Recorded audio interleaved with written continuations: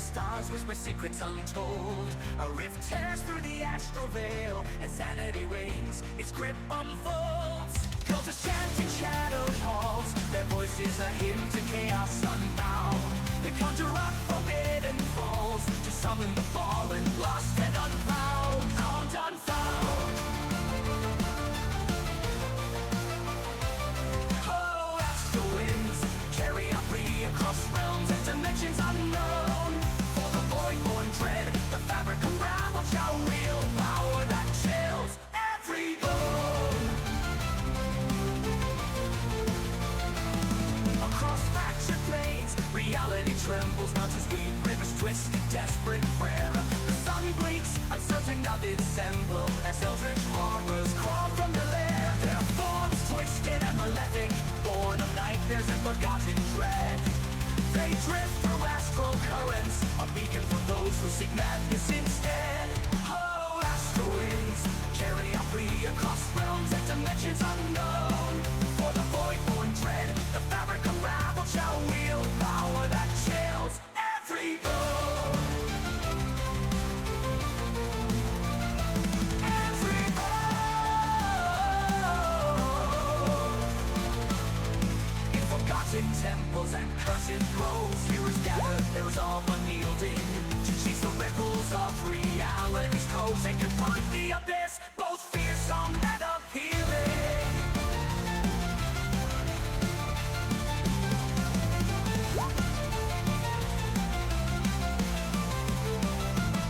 Oh, as the winds carry up free across realms and dimensions unknown. For the void-born dread, the fabric unraveled shall wield power that chills every bone. As the final verse echoes the starlit skies and death trembles on the lips of all, the abyssal maw opens, galaxies within, ready to consume all those who stall. Yet whispers of valor and unity persist in the eminent astral reckoning. Perhaps hope shall win.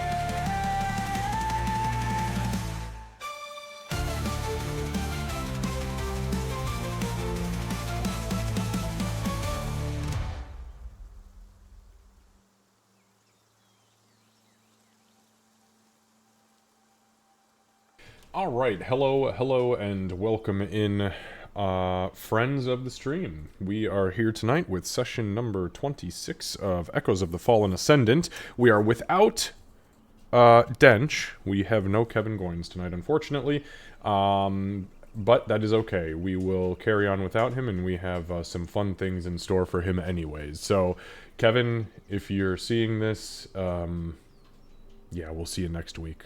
You've got a lot to think about, buddy. Alright, let's go ahead and dive over to the crew that is here, and we will get ourselves situated.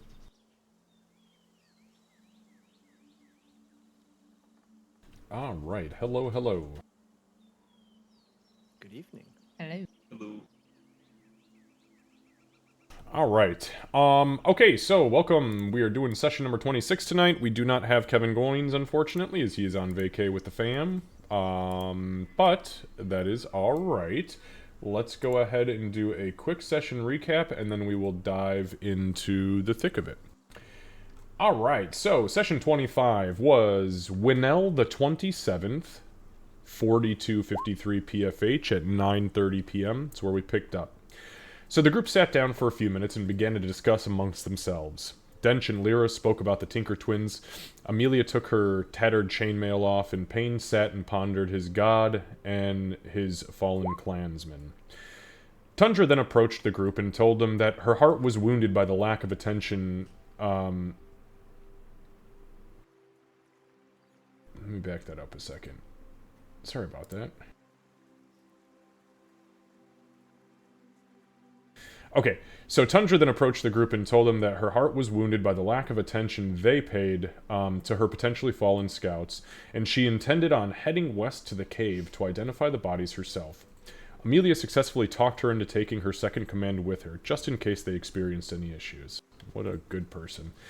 With that, Tundra and Ezeki shapeshifted into ravens and flew west through the trees, and that's when Canis began to hear thunder in the distance.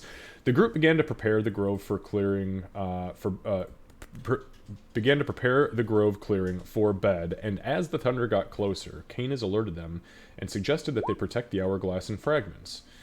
The group decided to unhitch Pearl from the cart, place the two objects on the back of the cart, and place Dalinar under a tree to protect him from the rain. And that's when the storm arrived. With a sudden burst of wind and dead silence surrounding them, the rain began to fall. The scent of copper washed over the clearing, and all the fires went out. The sky was pouring blood. Large puddles quickly formed around the clearing, and from them, bloodhounds and blood mephits rose. A voice boomed from the clouds above. Find the beacon, kill the rest. All hostile eyes turned to Lyra. Over the course of the next 45 seconds or so, the creatures descended upon the camp. All 4 scouts and Gorin immediately fell. You know what? I take that back. I'm going to give that one scout a little bit of a break because he lasted like 3 rounds. So, once the beasts had finished off Lyra, excuse me, let me back that up. All 4 scouts and Gorin fell, as well as Amelia, Canis, and Lyra. Once the beasts had finished off Lyra, they rummaged through her backpack, removed the red jeweled ring from it, and fled back through the blood pools. The storm stopped just as quickly as it arrived, and Pain went back to work. He immediately performed a revivify on Lyra, who sprang back to life, followed by Amelia, who also rose up. With that, Pain took to Tundra's tent, rummaged through all of her shit, and by a stroke of pure luck, found another revivify scroll, making it just in time to save Canis. Pain read the scroll and successfully brought him back into the fold of reality. The group sat in stunned silence for a moment before trying to understand what had just happened and why. Was it predestined? Or was it simply a series of bad mistake after bad mistake, culminating in a crimson crescendo?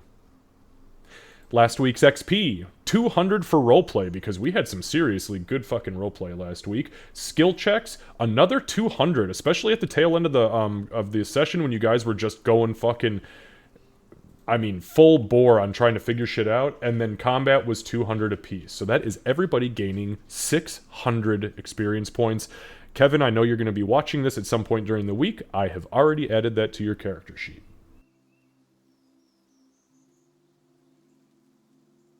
In that case, can I just confirm that I'm at 4,430? You absolutely are, sir. And the other 3 people here are at 4,570. Thank you.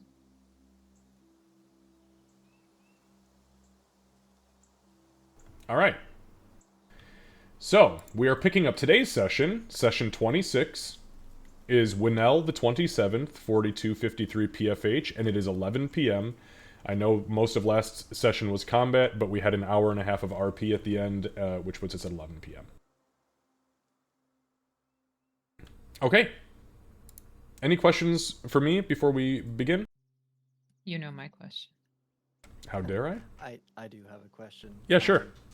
On rituals, Yes. I think I've been looking at it wrong. Okay. So, do I have to have the spell for the ritual prepared? Yes. Or can it be a known spell? No, you as a cleric have to have them prepared. The only ones who get that benefit of just having the spell are wizards because it's written in a book.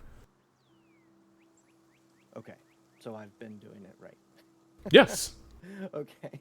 Also, I think you can everybody say something really quick, or is Pain quiet to anyone else? He was a little He's quiet. incredibly quiet. Okay, okay, yeah, you are a little quiet, Pain. I'll check my settings and I'll crank it up. I appreciate you. Okay, anybody else have questions? Nope. Can we go trade ahead. some of the 600 XP for less corpses on the field? More living people? You know what's funny about that? Absolutely, but that's a retroactive thing, because if you would have kept the second in command here, you wouldn't have as many corpses on the field, but you would have all had less XP. So yes, but no. By your choice, not mine, just to be clear. You know, No, it was all a she setup. she can decide if she wants to reincarnate her people. That's her problem. Yeah. Yep.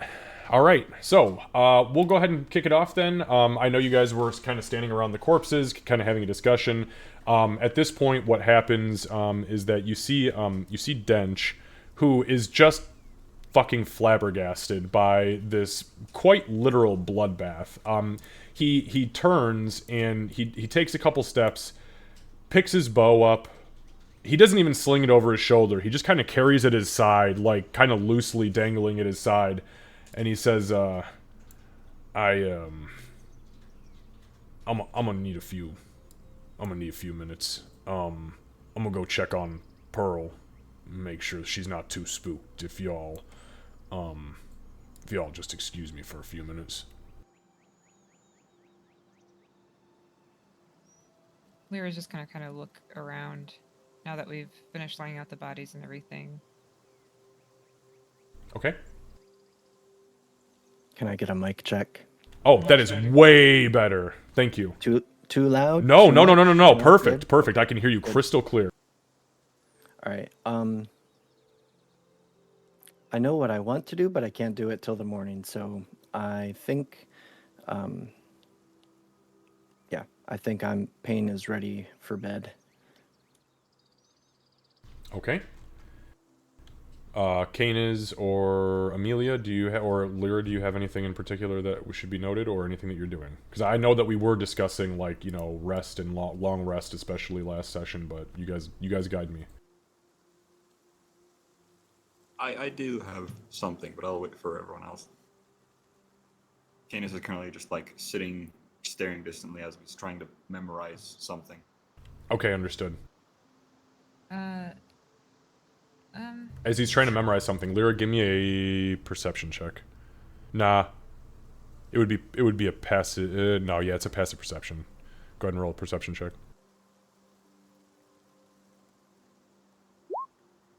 Okay. Lyra, obviously you don't know what the hell he's doing, but you don't know what he's trying to remember, but you can see that he's going through a similar kind of like silent, like staring pattern, like he is trying to memorize something.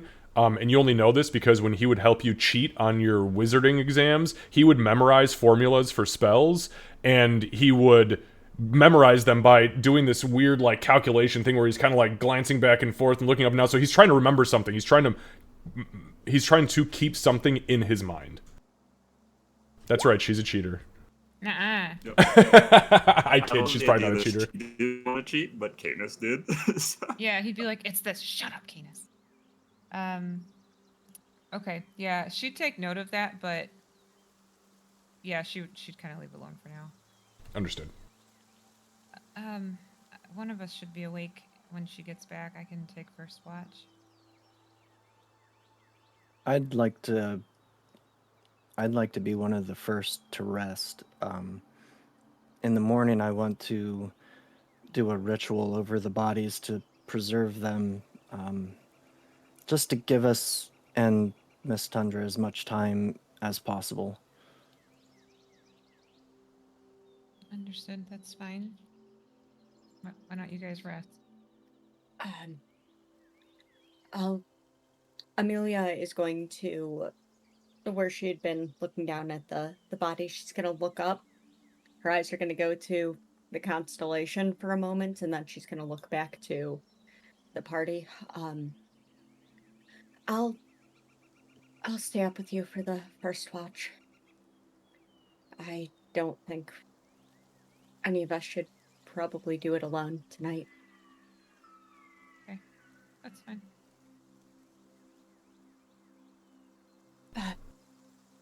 Payne, do you have any other? Do you have any healing left in you?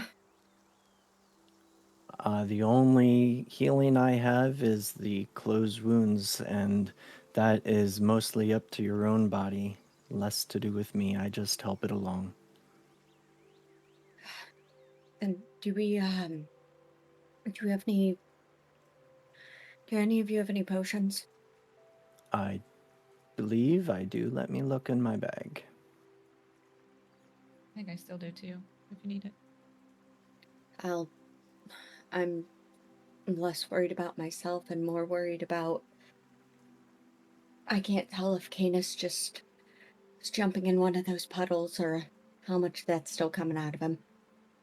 Yeah, Canis has organs. He has. I mean, most of this damage was like piercing, slashing, and acid. Amelia has horrific acid burns to pretty much all of her hands and face. to the point where some of the skin is showing muscle underneath. And she's well past bloodied, and Kana's is way beyond bloodied, and also is missing huge patches of fur with acid burns and bite marks down to like bone. You take pains, and Lyra will kneel down in front of Canis and take a potion out. I do Canis, have a potion too. Huh? you Oh. drink this. Okay.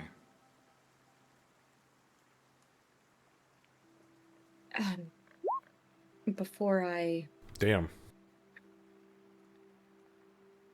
Amelia's gonna kind of she'll take it if Pain offers it, but before she drinks it, she's going to look over and kind of watch to see how Canis does with that potion. Yeah, he drinks it, and I mean, I'd say about half of the major, like, life-threatening wounds completely seal back up. The hair doesn't regrow, but I mean, it gets to the point where the scars actually, they actually, like, scab over, the scabs peel, and there are no scars underneath. But he's still a little hurt, but not, I mean, nowhere near where you're feeling.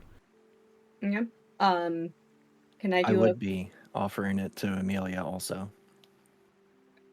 Okay. Can I do a quick inventory on the party after the healing? Make sure that no one has anything life-threatening anymore, besides potentially me. Yeah, yeah. Do you want to do that before or after you drink the potion? Before I'm trying to figure out if I'm going to drink it. Got it. Go ahead and give me 4 medicine checks.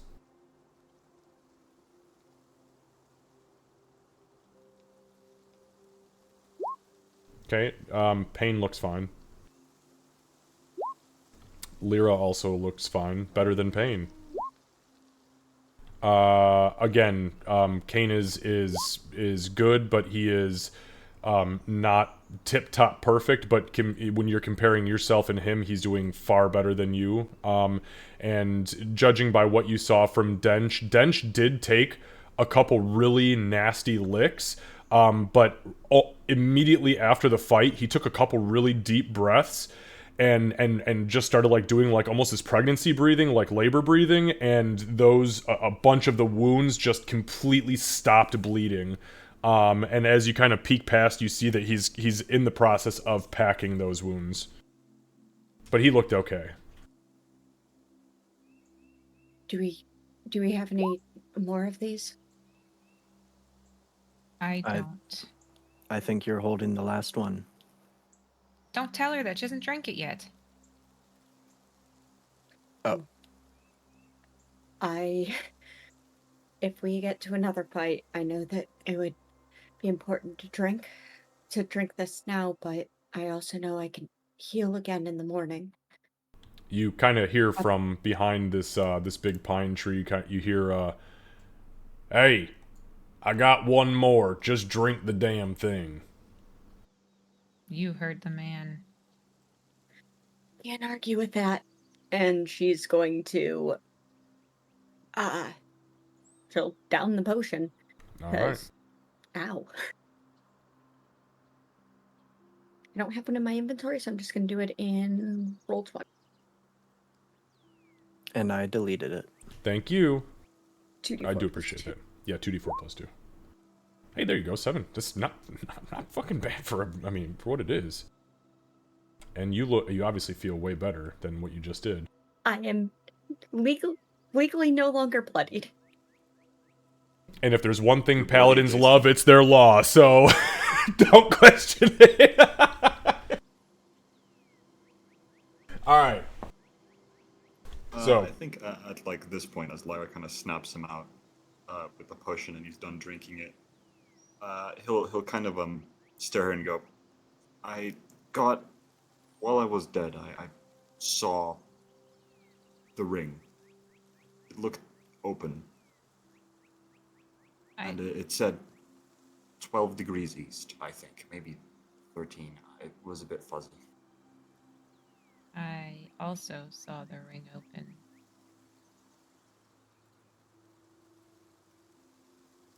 Yours also say 12 degrees east? I'm confirming with my memory.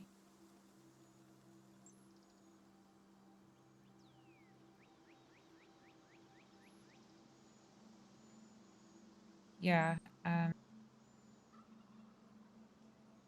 I honestly thought it was something in my subconscious making me see that. Why did we both see the same thing? Well, I heard a voice asking if I wanted it. And you said, I said yes. A voice like the fiend that we've been hearing speaking No. to us? Uh, no, it was it was more, different. yeah. More, I think it was to men. I can't confirm fully, but it is my suspicion. I didn't But it's different. recognize the voice I heard at all, but it didn't ask me if I wanted it. It said, Just to confirm, Xavier, did it sound the same as the one in, like, the realm No. when I was in Lyra's tattoo? No? No. Uh, but I could be wrong. It sounded a bit different. But you were dead, so what do you know? Maybe it did. Fair enough. But I can't confirm. Well, the gods have blessed us with signs before. But yeah, something did. the the material world says that all those signs don't do a damn bit of good if we don't get some sleep. Yeah, Agreed. the voice that I heard, it said, they sought it, now you see it, and it was 43 degrees south.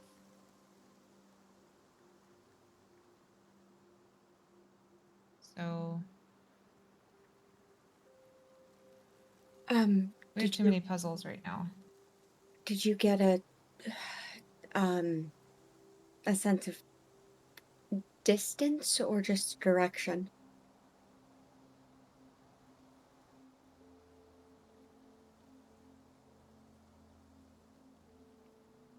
What did it Just say? direction What from did mine. yours say again? 12 degrees east. That's a coordinate. Mine's 43 south. We have a south and an east.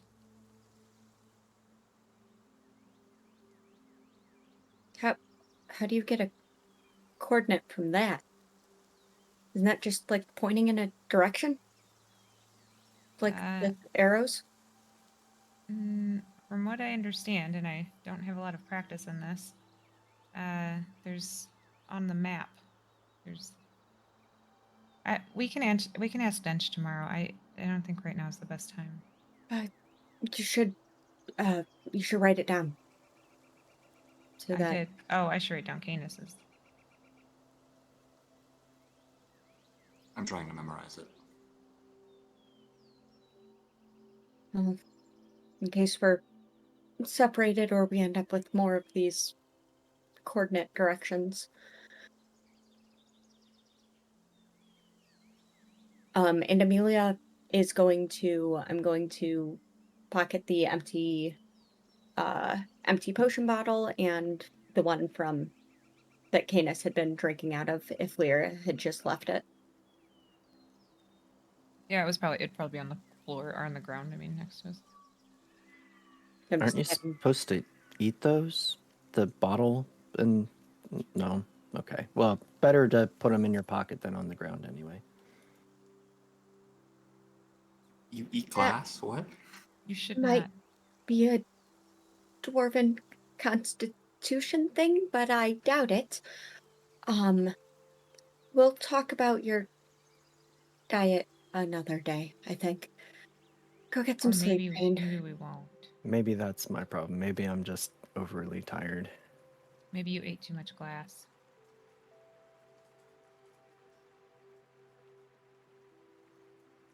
Do you eat rocks too? Canis, go get some With a sleep. bit of salt. All right. And Amelia's gonna try and shoo Dench towards getting sleep too. She'll offer to take care of Pearl. Yeah, so you as you kind of like even approach up behind him, you're like, hey Dench. He immediately jumps and looks at you, and you can see his eyes are completely bloodshot and his pupils are like pinpricks. And he's, yeah. I don't know if I'm gonna be doing much of that tonight, but yeah, I'm gonna curl up under the wagon, and I'm just gonna hang out there. I think. You come get me when it's my time. Is there space under the wagon for someone of his size?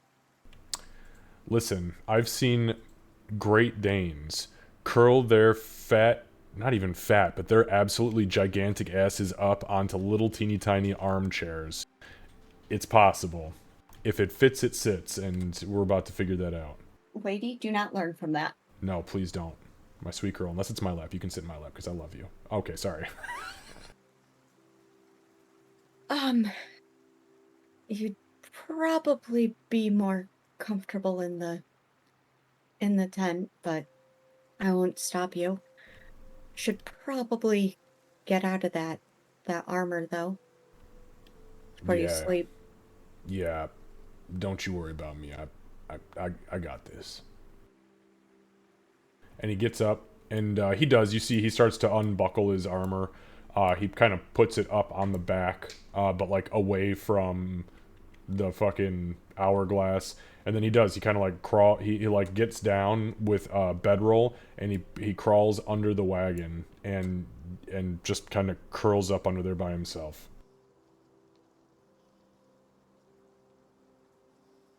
Keenus will sit beside, or against, more accurately, Lyra, wherever she is, and he'll fall asleep there.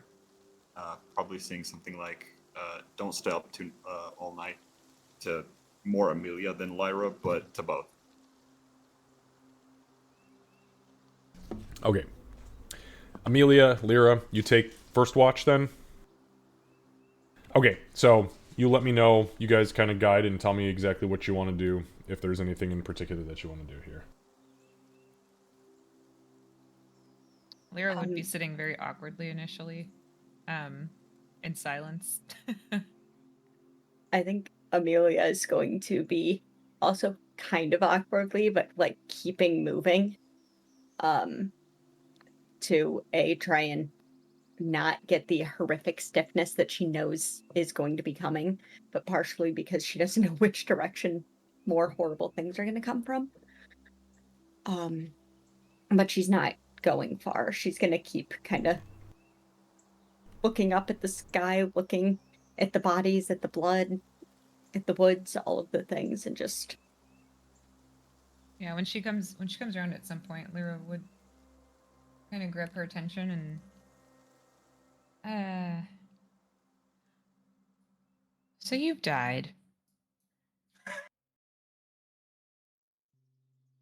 What the fuck? that would in fact grab her attention. Yes, that is a way that you can do that. What did What? that look like for you?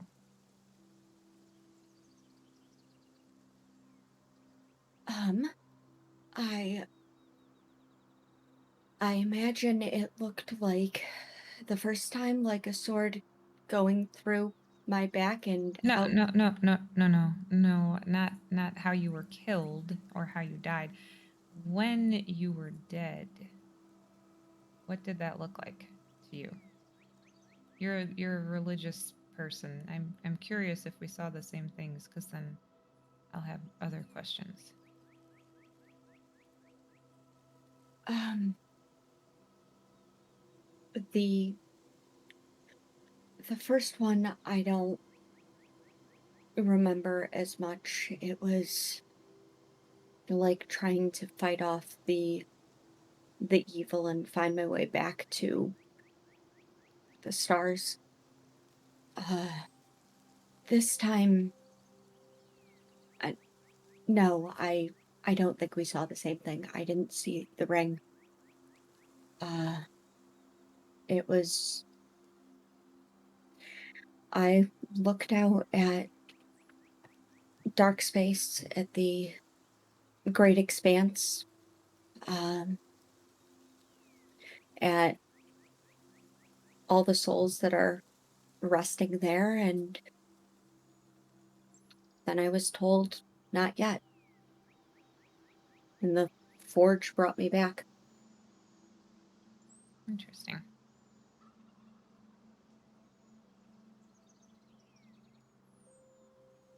When you were dead this time, did you feel any kind of like pull to share your energy?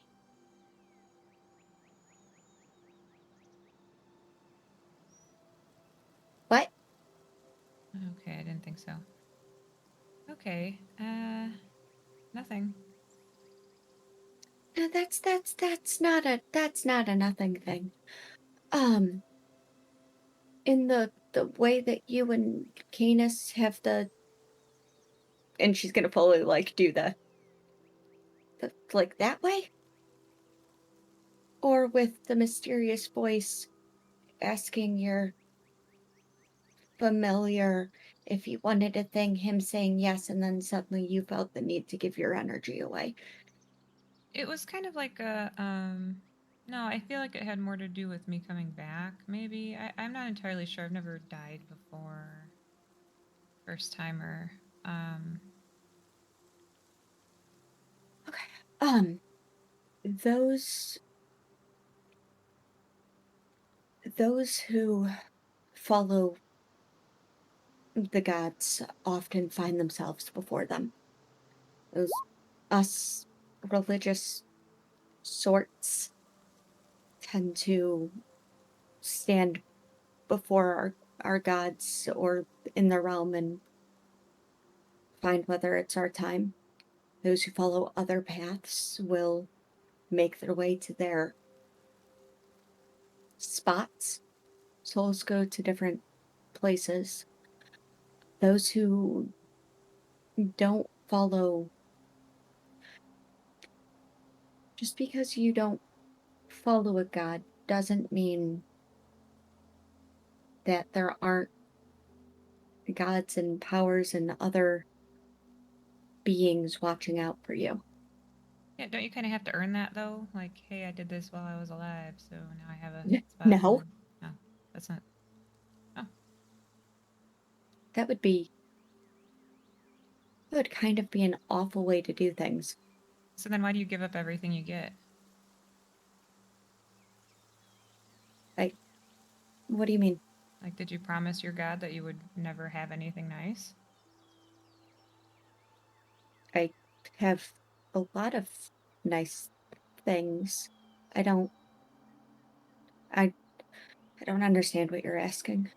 What compels you to? Let's see.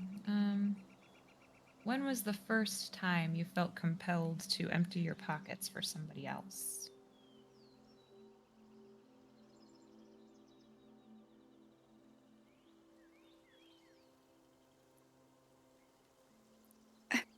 I don't think compelled is the right word, but I know what you mean. Uh, one of the earliest times I can remember was when it's not quite what you're asking, but I think it is. I've talked about my mom a little, right? Yeah. She was she was a healer back in Holden Glen, not like pain is or what Celestians granted me, but with more natural remedies. Um, Like an it was alchemist? yeah, didn't hear what you said. Say that Like again. oh, like an alchemist? Less potions, more herbs. Um, the the non-magical ways of healing oftentimes worked just as well. I think she might have been a little gift under there. But if someone sometimes the families needed help, needed something, and they didn't have the coin, and that didn't matter. Making sure that they had what they needed to keep going, that mattered more than coin and things. It's just always been that way. I mean, back before, if someone needed something, you help each other out. It's not no one's making you do that. So, did your mom follow Celestian? I think in a way. She wasn't of the church. Not not like not the way I am. So I know that a lot of gods have specific like rules that you're supposed to abide by.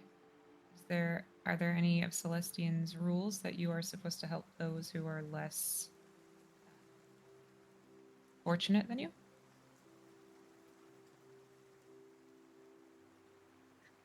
I think that's more my words than Celestian's. I promised I would because I didn't. Amelia closes her eyes for a moment and just kind of takes a deep breath. When she reopens them, I've seen people claim to walk a devout path, a path about helping people, about serving the gods, about any of that, and all they really seem to care about is coin. I When I made my oath, I promised I wouldn't do that. If What I is was it? going to carry his light or speak for it in any way, I was going to actually stand for what that meant. So it's not just because it's an expectation, it's because it aligns with your values. Yes, I wouldn't follow a god that felt wrong to do so. Oh, I understand that. That I understand very well.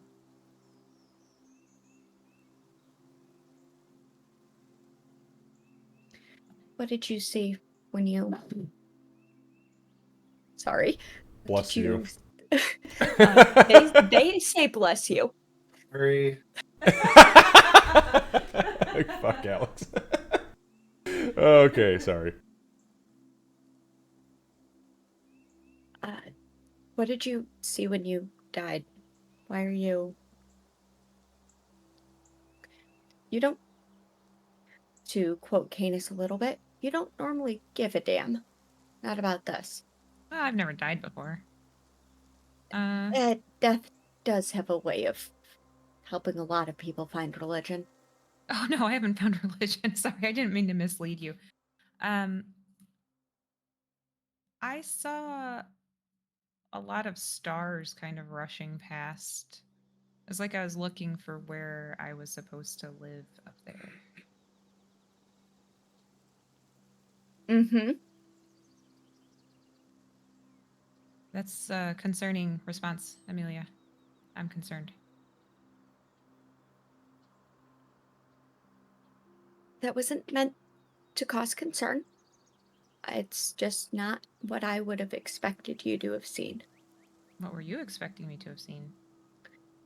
Something more grounded. Amelia, why don't you are proficient in religion, right? Mm-hmm. Okay, can you give me a religion check, please? Okay, so just before you guys get too ahead into your theory crafting, which I mean, fine if you want to theory craft, but you do know, like, as she says that, and you're kind of like, God, there's no way that, why would there be an experience that is equal? So, in the clergy, which you would understand at least at a base level, because of what you went through and where you are now, that there are tiers of death, okay? So there is like the dying stage, the dead stage, the newly dead stage, and then the long dead stage. So in the dying phase and the dead phase, there is nothing. You are a vessel that is either going to be taken care of or not. That is just one or the other, and you have typically no play in it. Sometimes people can bounce back, but it's rare. When you are freshly dying, there is a period of time where, throughout all religions, good or evil, you experience sometimes, usually, the same thing. And a lot of times that manifests as a flowing through the astral sea to try to land in the place your soul was meant to be. If you are brought back during that time frame and don't hit the long death phase, meaning if you've passed the point of revivification where your body is still just barely tethered, then you obviously bounce back. Once you do reach that long death phase, that's where people typically have individualized experiences based on everything about their life and who or what their soul might be owed to. For better or fucking worse. Because sometimes you go up and sometimes you go down. And sometimes you go nowhere and you're just repurposed into the land as a butterfly. Druids. Yeah, Amelia doesn't know anything about that. No.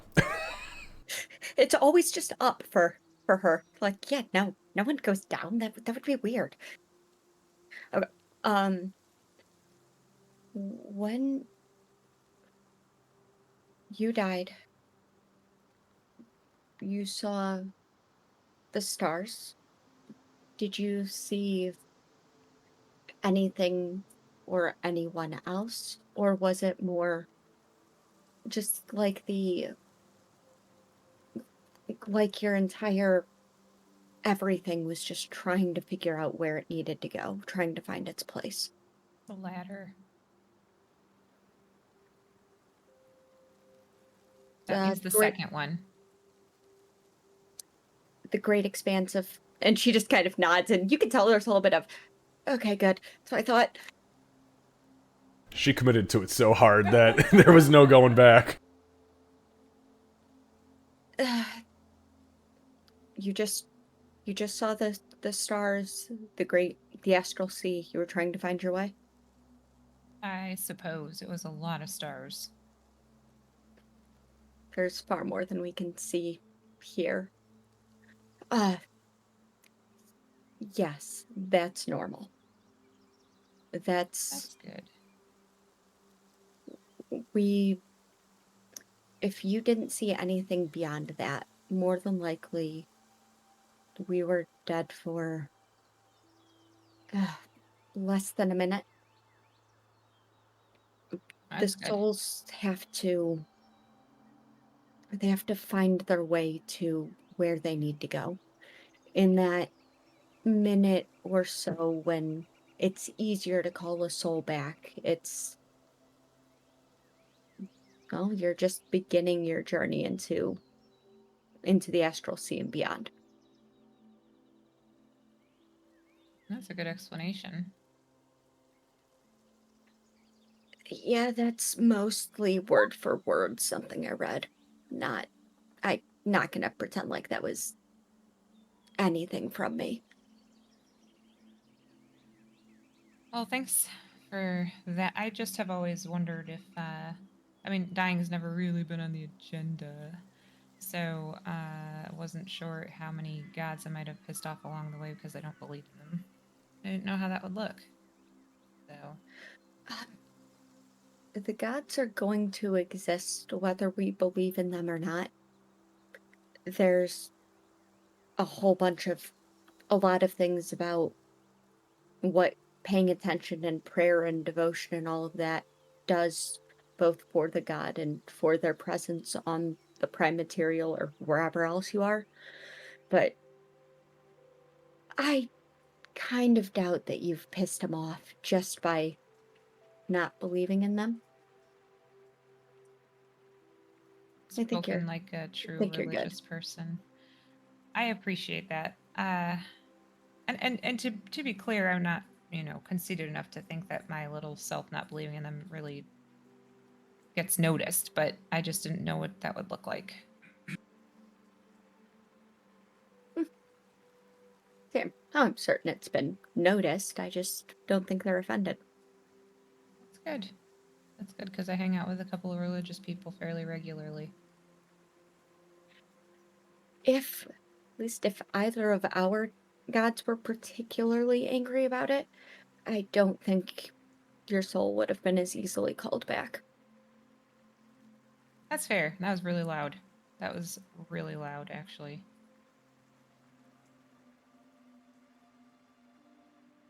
That's all that Lyra would have. Why don't you go take the pup, go to bed. I'll finish out the watch and then I'll get Pain up.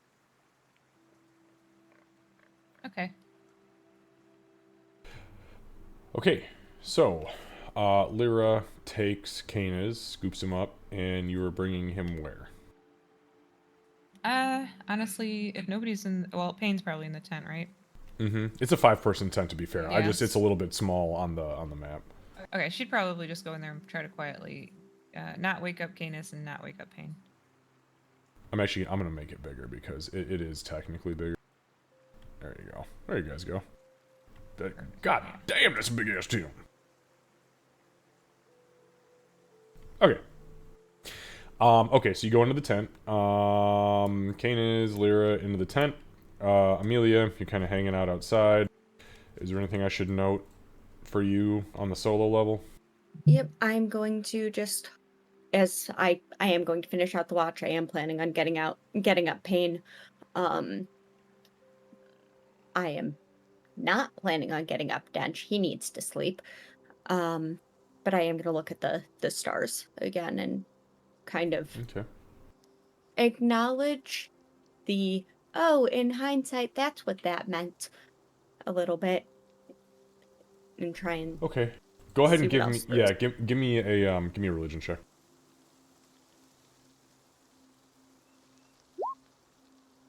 Okay. So so I believe what you had seen was The sword. the sword. Yes. So as you look up and what is your wisdom score? What's your wisdom stat? My wisdom is a 12. 12. Okay. So your wisdom's higher than your religion check, but that's good. As you look up, you still see the sword, but as you're looking at the sword, you realize that it's pointed the other direction. Instead of blade towards you, it is pommel towards you now. And it's only been, a couple hours. When you do that, though, you know what? Okay, give me an intelligence check. Sorry, I have to do that. Nope, all good. No! Holy fuck. You are It so almost wasn't that. you are so blown away by being able to have the wisdom and the actual physical sight to notice that the sword is, you're for sure, it is facing pommel towards you instead of blade towards you now. And that throws you off so much that you obviously show everybody that you have under a 10 intelligence and just rolled literally the worst thing you possibly could. So there you go. So I will take that one as draw the horrifically wrong conclusions as I will, and Yeah, go from please, there. please. Yep. So she's going to make note of that.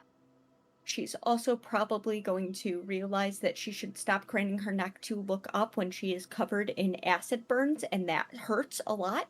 That's that wisdom raising its head there. Yep. Stop doing that. Then, yeah, finish out the watch, and assuming I actually have a sense of time, we'll go and get Pain.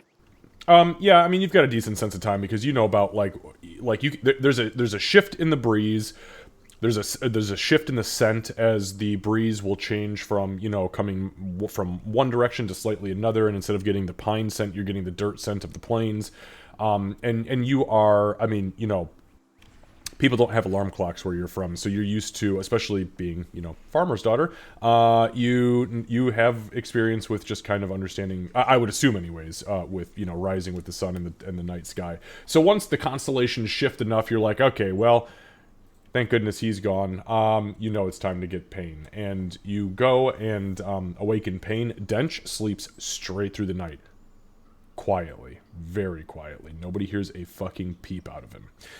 Pain, you are awoken by Amelia to do your watch. I'm going to fill him in. So it's gonna be the Pain. It's your watch. Dench is still under the wagon, I think. The stars have changed a lot in the last couple of hours. Do you want me to stay up with you? You should get some rest, I think. We all need the rest. I should be fine. I'll put off holding or casting my rituals until everyone's awake, and I'll take this watch. You get rest. And what did the stars say? Ah, I have a theory, but I don't think I should probably tell you before you go out there and do your watch. Eh.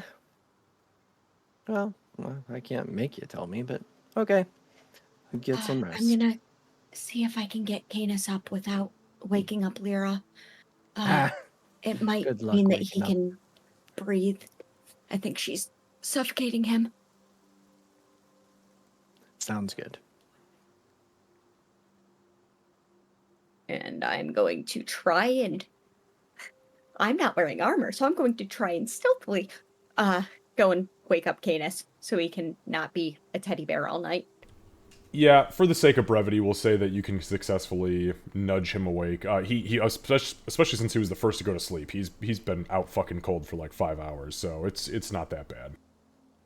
And that one's just a Canis, Pain is being left unsupervised. I know you're good at the supervising. Oh, he hears those two words and he's up immediately. I imagine like ears perked and the fucking tail pointed straight out, like, oh no.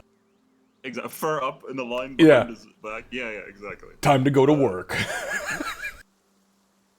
I'll go babysit. You go to sleep. Yeah, okay. And then he'll try and like squirm out of Lyra's grasp. It's easy enough. You know that if you go with the fur instead of against it, it's way easier. You've had to do this before. Okay, so Kane is, you sneak out, you get out to where Pain is. Pain is, you're kind of hanging there.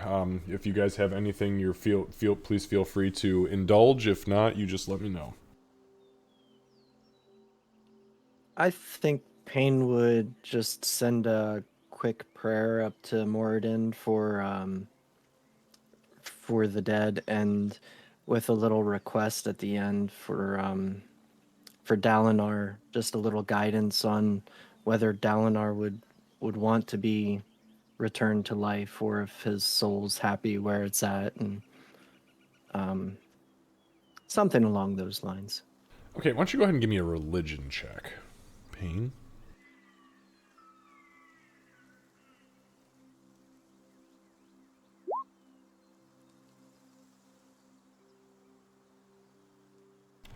So you don't receive any noticeable guidance or anything like that, but you do send your prayer up, and there is a very momentary warmth that builds in your belly. It's familiar. It's almost like a very good, strong liquor hitting your belly for the first time before you know you've got a hearty meal that's going to chase it down. Do with that what you will. All right, and he'll just, patrol the watch and get through the night. I think Canis will be quiet for a while, just kind of sitting nearby. And he'll eventually, as like Pain finishes his prayer, it would just kind of be like, "Does that work? Do they respond?" Well, when I was dead, he just definitely had some things to say to me. Amelia seems to talk with Celestian an awful lot more than I get from Morden. Maybe that's my fault. Maybe it's not. Maybe he's busy. Not sure, but it is what it is. All I can do is keep doing what I've been doing. I guess it depends from god to god. Perhaps. So how? God to God, person to person. I don't know exactly. So I guess it also depends how, but how does prayer work exactly? I understand the concept, but less the method.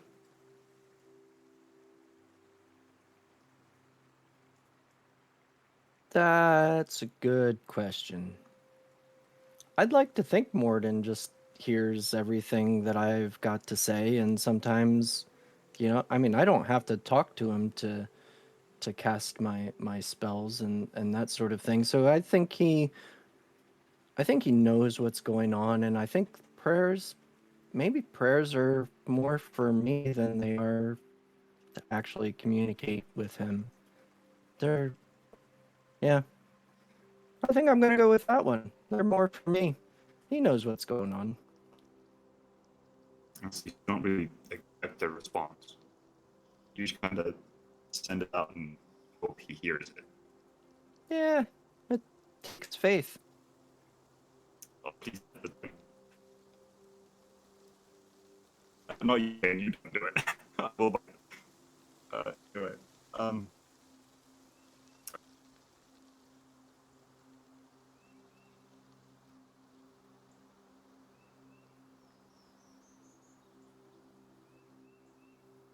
I guess just kind of like think words met and Hey, can everyone leave Discord and come back really quick? Everybody has turned into robots. Okay, yeah, Canis was bad.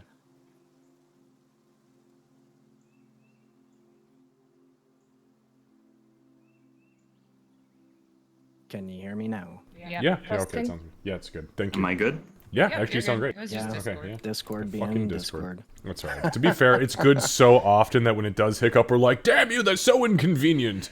Yeah, fair We'll have to enough. go back to TeamSpeak. Oh, God, no. Clunk, clunk. Can't make me. A ventrilo, holy shit. Okay, stop it. We're aging ourselves. Anyway, as I was saying, kind of like Kings is gonna think on that for like a little while, and then he's gonna think, I guess, more when when you talk to someone or think at someone, you like have them in mind, but you don't know like specifically talk to them, kind of like directing it towards them, and he's gonna think, hoping he's gonna say it to Temetnu, a silent prayer in his own, yeah, a silent prayer. Just be like, can I ask for guidance? I watched Lyra die in front of me with nothing I can do. What are you? How do I get better? Make a religion check for me, please.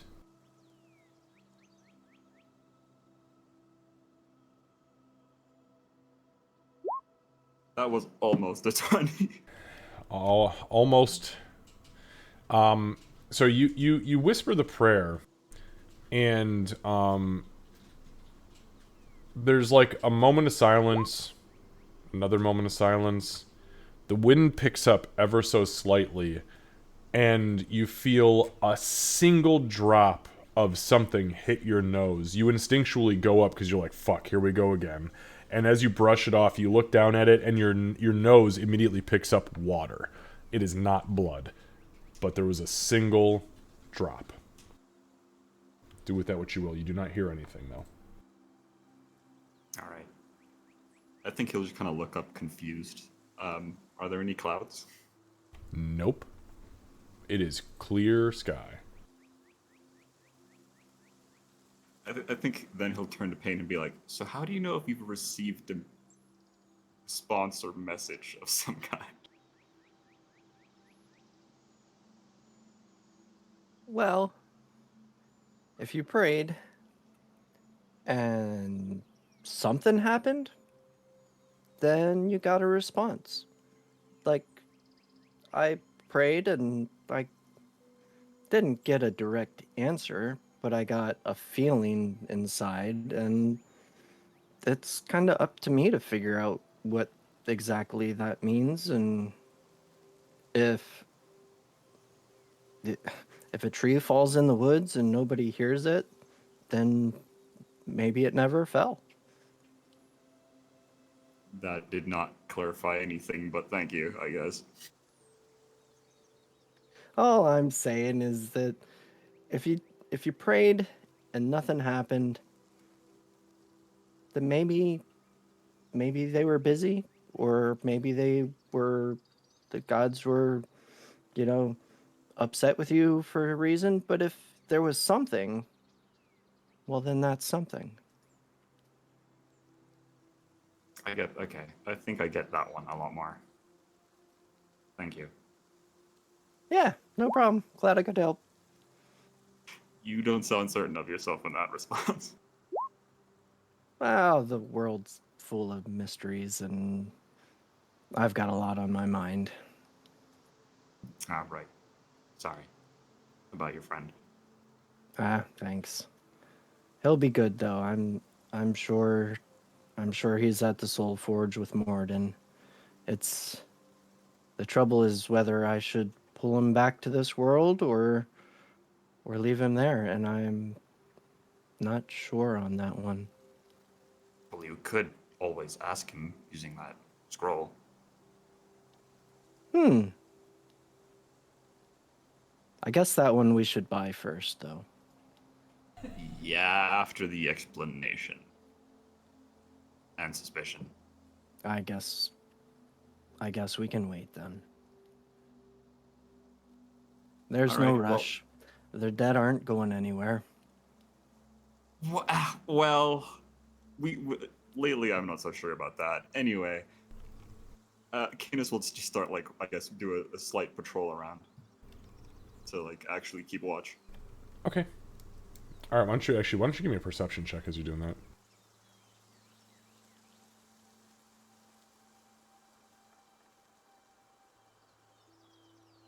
Okay. So you begin your patrol.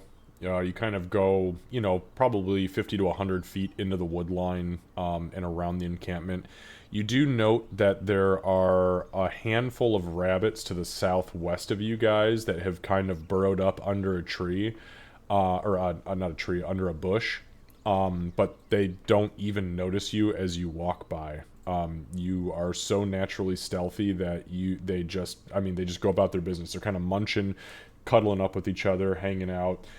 You get up to the true north, and you notice up in the tree that there is an owl whose head does spin around and look right down at you, but does not seem like it's watching you like prey, only because it keeps looking back up and kind of glancing around. And as you get back to the camp, you there is nothing else of note. But you have noted the wildlife are back, and you can hear them. Perfect. No dead silence. I like that. Bingo. Yeah. That being said, when Canis sees the owl, he does kind of, like, pause and then go, freaky bird. And then Yeah. continue. Yeah, it's weird as shit. You swear it turns its head around twice, and then kind of like spins it back like a corkscrew, but maybe it was just a trick of the mind. Okay, so you guys get back to camp. Is there anything else you guys want to do to wrap up the 27th of Winnell? No. Okay.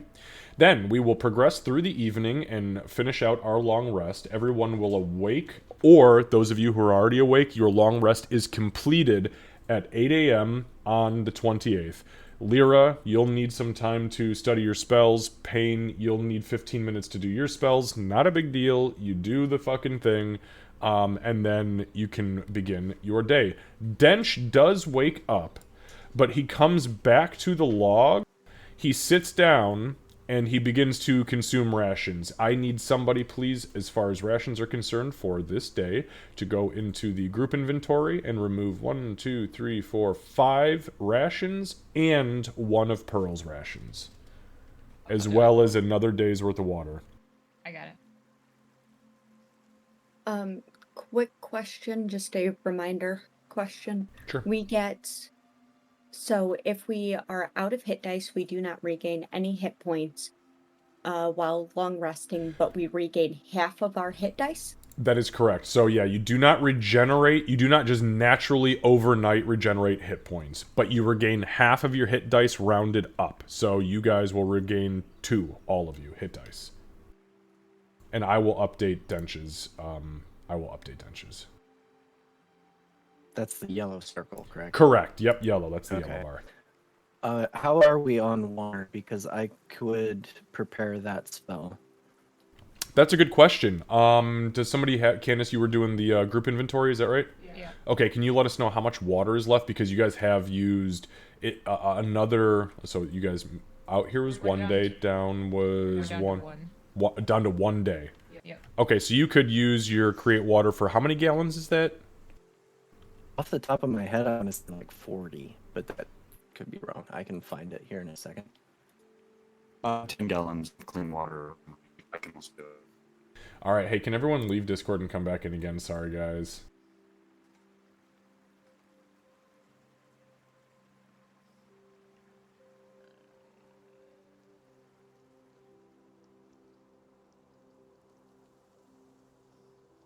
Two, All three. right. Yep, you guys, everyone's good on screen now? Yep. Yeah, there's a latency issue on Discord's end. I sent them some feedback. I just did the same thing, and it had a latency / somebody Yeah. sounded robotic in the Yeah. chat. Yeah, it's crazy. Okay, so 10 gallons. But you have somebody who can also Canis, you can do that once a day too, correct?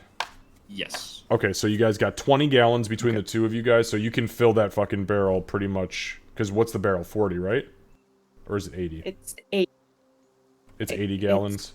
80, and we do 10 a day. Okay, so 80 is still not bad, though. Either way, one of you, if anybody who casts Create Water can provide all the water you need for a day. So if you want to have both of you cast it, or Canis cast it and just give you a day's worth of water, I don't care how you do it. You guys let me know.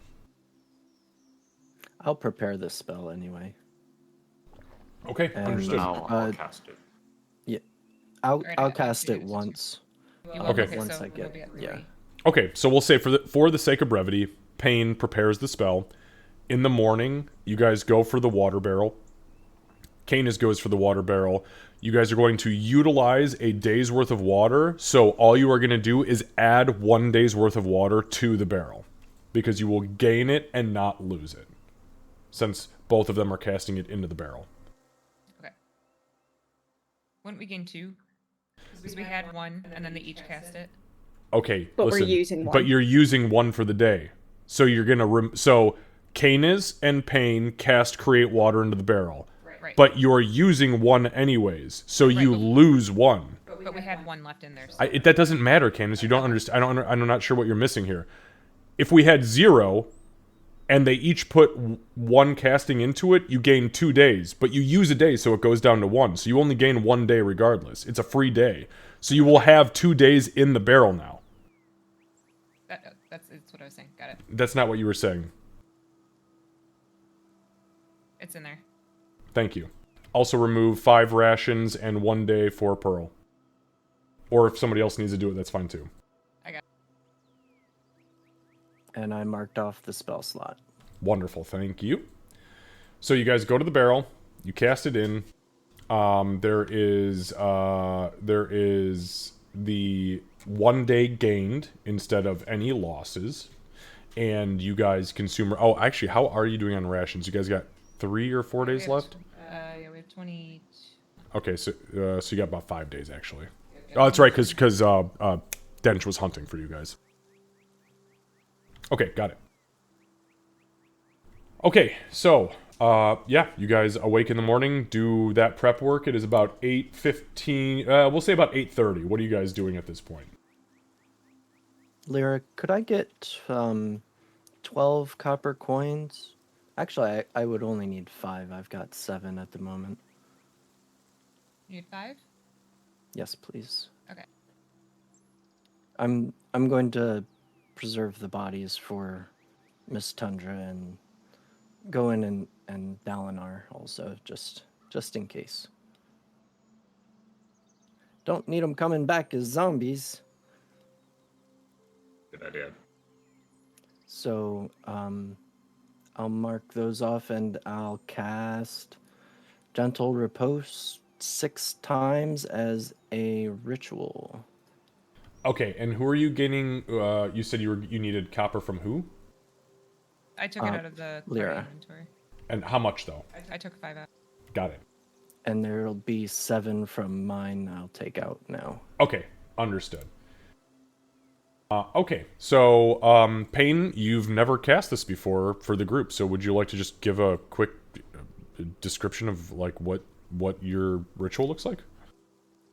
I think he would hold both of the copper coins kneeling down near their heads, and he'd start his prayer incantation, and the coins would start to glow, and he'd set them over their eyes, and then the glow would transfer from the coins and cover their whole body and then slowly fade. Okay, perfect. Yeah. So I mean, as he and now each one of these rituals is about 10 minutes. But as he goes through the first and then the second one, you guys see like the body itself. There is like this sheath of translucent green that completely encases it, and it emanates from where the copper coins were. He goes through this ritual, I mean, one by one in a very dwarven, like almost like blacksmith harmonic fashion, one after another. He gets down to this scout here, and it's at that point, so he's got about 25 minutes left between that scout and Dalinar, when you guys hear the call of ravens from the west. I'm sorry, before you jump into that, I had a thing that I wanted to do while he was doing his ritual. and How I long don't is it want going to take? It was going to also take an hour. I wanted to do an hour-long ritual, Okay, which is going to take me out of commission for this. Yeah, well, yeah, you can go ahead and prep yourself up wherever you're going to be. I'm going to move him down because there's still going to be about 30 minutes in your ritual. So where are you going and what are you doing? Amelia is going to, since our thing of holy water is currently filled with evil cursed bones, I'm going to spend the hour casting ceremony to turn a fresh vial into holy water. Okay, give me one moment. You said you're casting ceremony. Yes.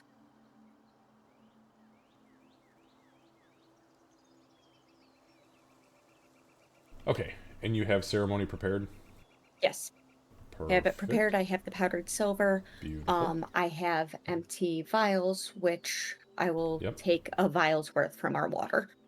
Okay, so just so you know, though, there's a difference between a vial and a flask, and we've had that discussion before, and I can take it from our stash, though, is my intention there. You- However much I need to for it. you have a flask that can be filled with holy water, because the spell is for a flask of holy water, not a vial of holy water. Can it not be separated? Does It it can't- have to be it will in one container? Yes, it does. Yep. Okay, that Yes, it must be in a I- flask. did not realize that part. Actually, you know what? No. I take it back. No. Stop me. Stop me. It says you touch one vial of water to become holy water, not a flask. You purchase flasks. Apparently, this only prepares you a vial. So yeah, that's fine. Okay, then It yeah, is. It's Amelia's going much to- less. Obviously, it is a lot less. A flask holds a shitload more than a vial, but this spell very specifically says you touch one vial. So I stand corrected.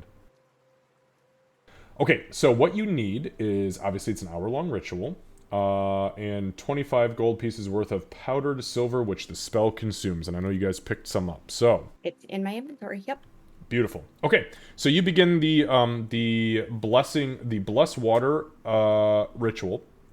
I'm not going to count the vial against you as far as your guys' water is concerned, because if anybody's at that point, you are already fucked. So You get a vial of water.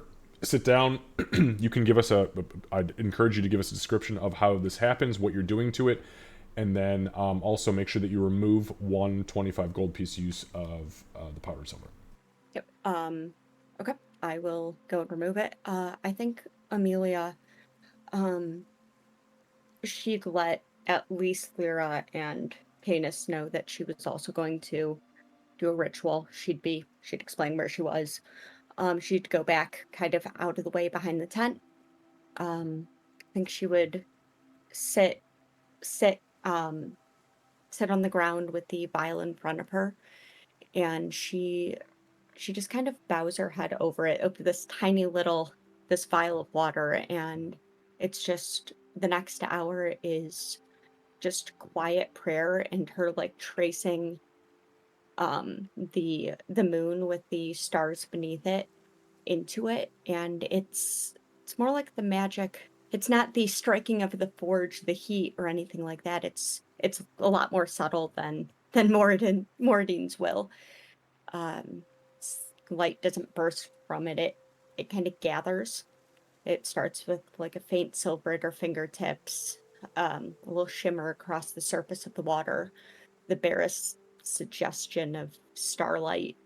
Um, and I picture over the hour, like now and then, the light kind of reflects up, um, and it kind of builds, it grows till it's like the sky itself is in the vial before it fades away.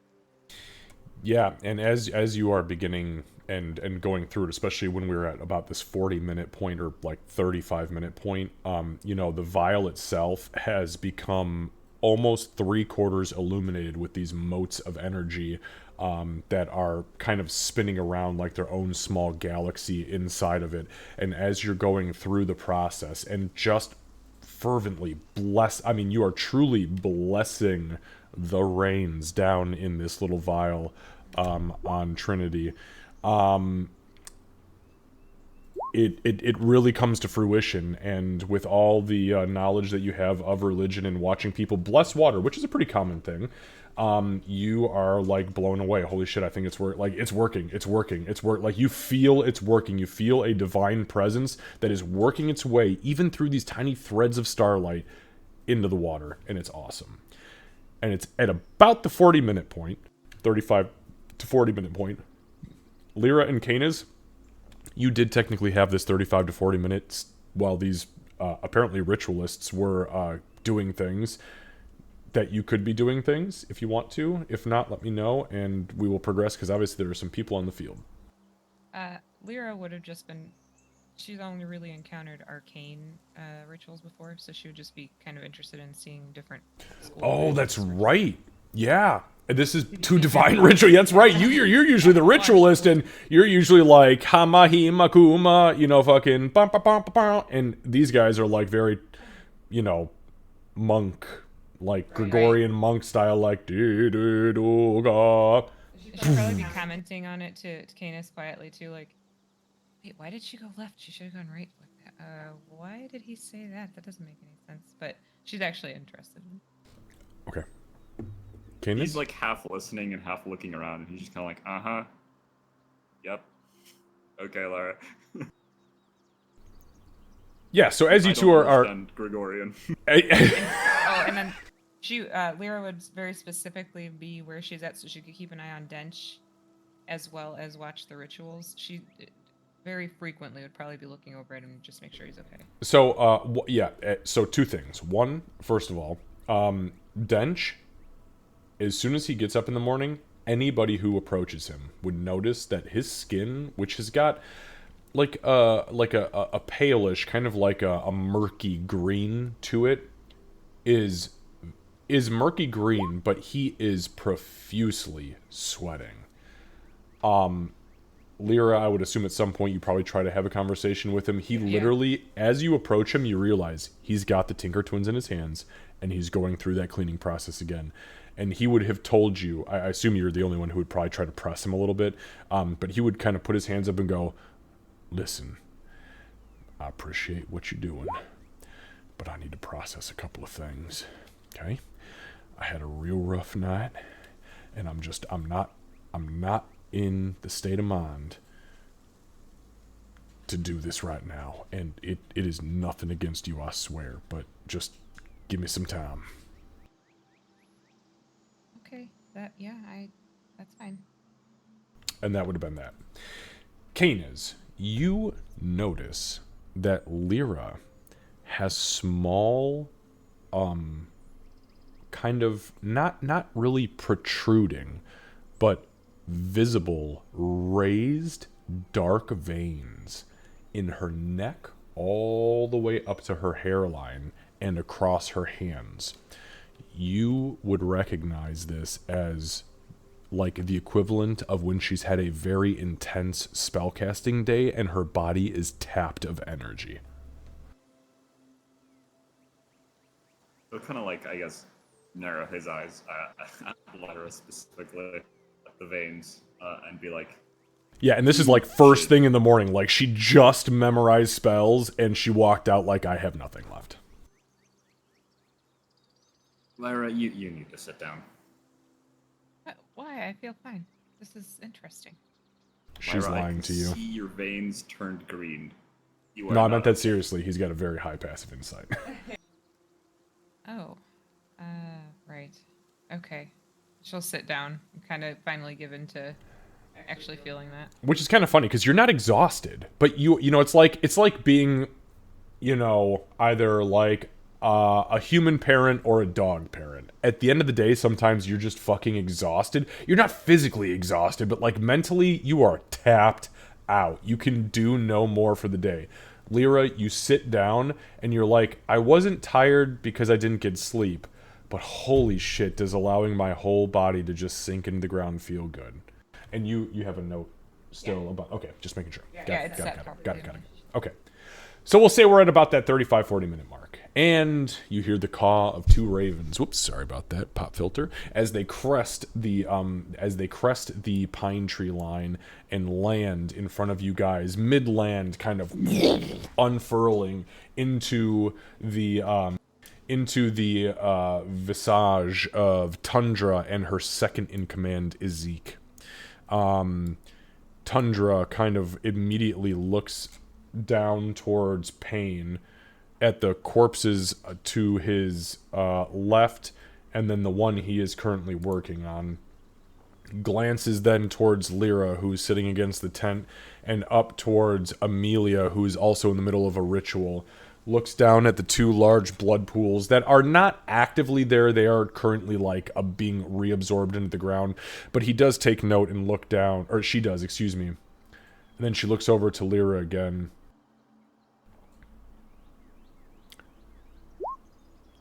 Well,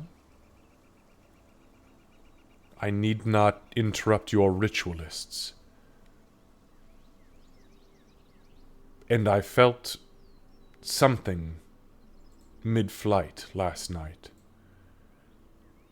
I had a feeling I should have turned around, but I assumed if it was something serious you'd be able to handle yourselves. And apparently, she kind of looks around at the five of you, you were capable of handling yourselves. It was Again. not for lack of trying, I can tell you that. Amelia tried to get over to them, but we got attacked by many, and it was very quick, and we were far outnumbered, for sure. Who? These creatures that go along with the evil that's been in the woods. But that's done now. You completed your task in the cave. We had, there was they're calling it a beacon. It was an item that I was carrying that, they decided to retrieve in any way they needed to. They came in what appeared like a normal storm, so we had no idea they were even coming. That would explain much of this, then. If they truly had some sort of beacon, the range of my magic only extends about 40 miles, and with as fast as we fly, I assume it was it whom, whatever it was capable of picking up your beacon as soon as my aura, my abilities that hide this replenishment encampment were out of range. Lovely. Shit. Creatures made of blood fell from the sky, chopped everywhere. Oh. Go on. She looks utterly disgusted by that. Abominations. Yes, agreed. Very powerful abominations at that. She turns and kind of looks down. And they slaughtered everybody. Gods. Including some of us. Yes. She turns sharply to you, Canas. Yet you live, and they do not. That's not lost on us. We were two of the ones who had died. Our party did what they had to do, and now we would like to try to help however we can with the aftermath.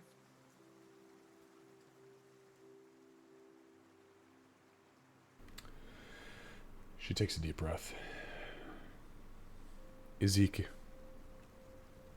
She switches to Elven, which both of you, I believe, understand. Yeah. And it's only Dench. All right, fuck you, Dench.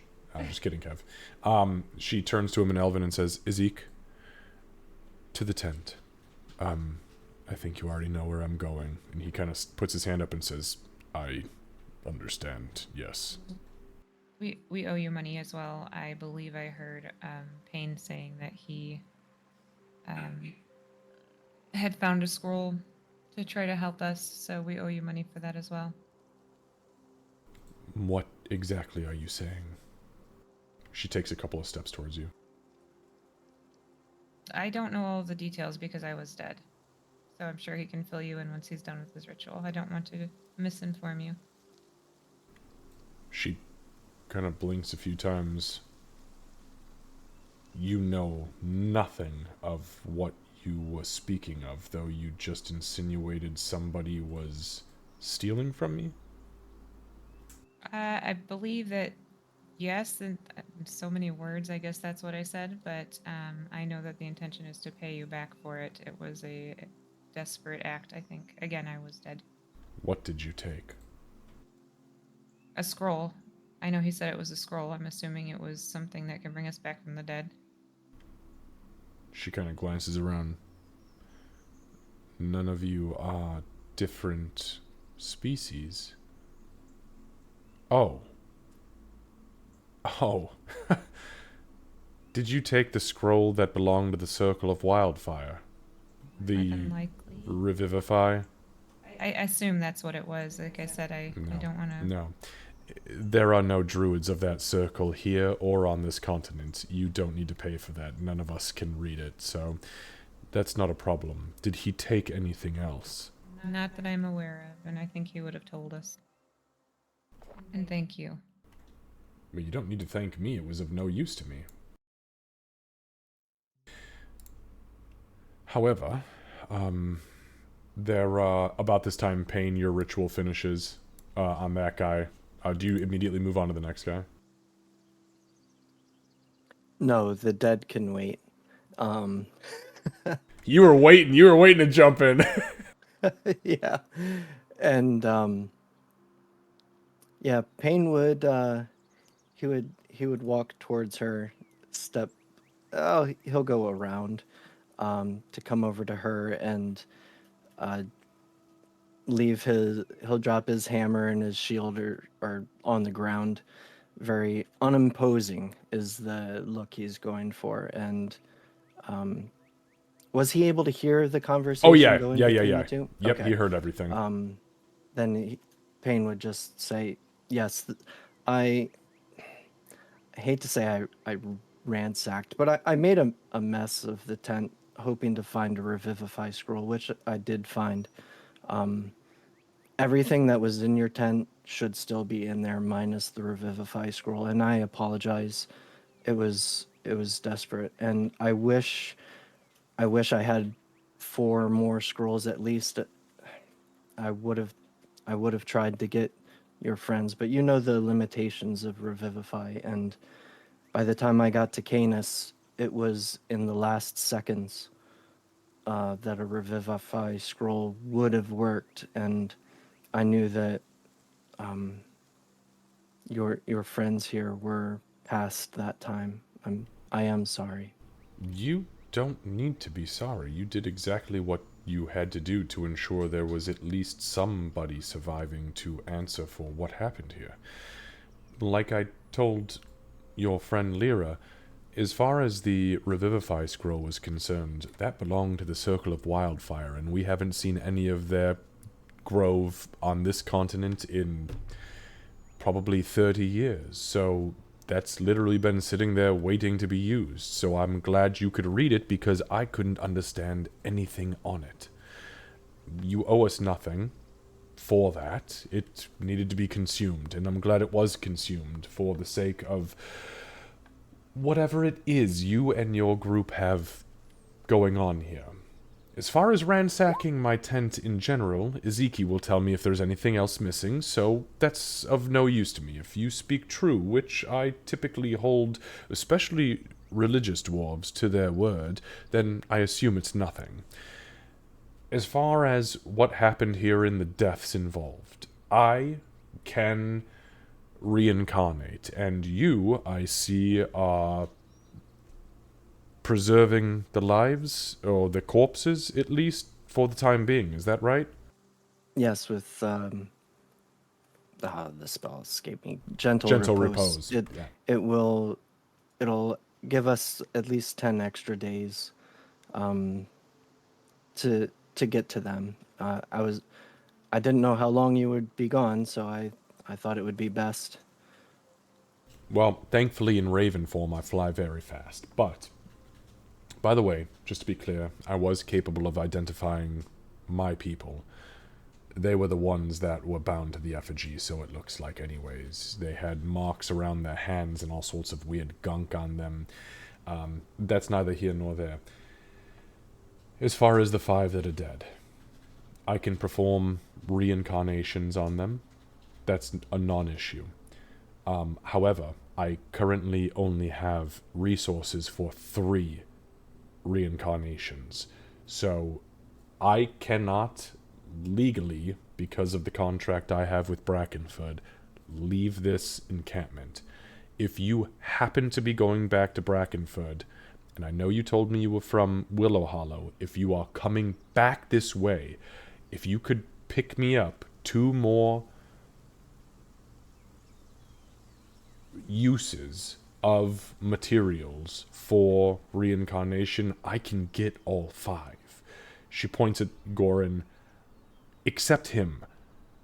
I don't know him.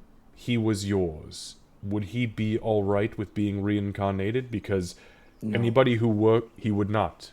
Okay. No, he specifically requested that if he was to fall, that we leave him be. I'm preserving him just to preserve the body so that it is not raised as a zombie, because these times are strange. Okay. Well, then I retract my statement. I would need a single use of the unguents and herbs that would be required for reincarnation, and I can at least bring all of my people back. If you're willing to bring that back for me, we can consider any other bygones be bygones at that point. I would just like to have those that I can save, saved. Because the ones in the cave, the ones around the cave, are beyond anything I'm capable of at this point. I don't think anyone would argue with me in saying that we can absolutely do that. Thank you. Yeah, but what exactly are these resources you need? Oh, or is there just someone we can say we need? No, I'll write you a small list. Klee should be able to point you in the direction of them. There are some unguents and oils that need to be prepared in a very specific way. Nothing you need to worry about. They are typically prepared for people of my capability. But again, I only have the 3 uses here, as we do not expect mass casualty events in the replenishment encampment of Brackenwood. So, yes, this is so much. What is she doing? And she points back at Amelia. That's a good question. I think I started my ritual before she did, and I hadn't paid her much mind. So Xavier, because I was kind of with her when we went to go buy the um, materials for more holy water, am I able to like figure out what it is? Yeah, she's pouring like a half a pound of fucking silver into a tiny vial of water, and every time it like the silver hits the water, it just disintegrates into these like explode. It's not over the top, but for what it is, these little explosive little sparkles that then dissolve into the water, and the water does not gain volume. So yeah, you're pretty fucking sure you have an idea. It's 5 pounds of powdered silver for 4 ounces of liquid. It is Bing. ridiculous. It's a lot. Look, hey, yo, magic don't come cheap, baby. Can't believe we have magic inflation in here. Yeah, right. Back in my day, it was only a quarter pound. We had a 1-for-1. No. And she's, glowing a little bit. Probably has those creepy star eyes now. You can't see. Yeah, at this point, and poor Tundra doesn't know what the fuck she's looking at.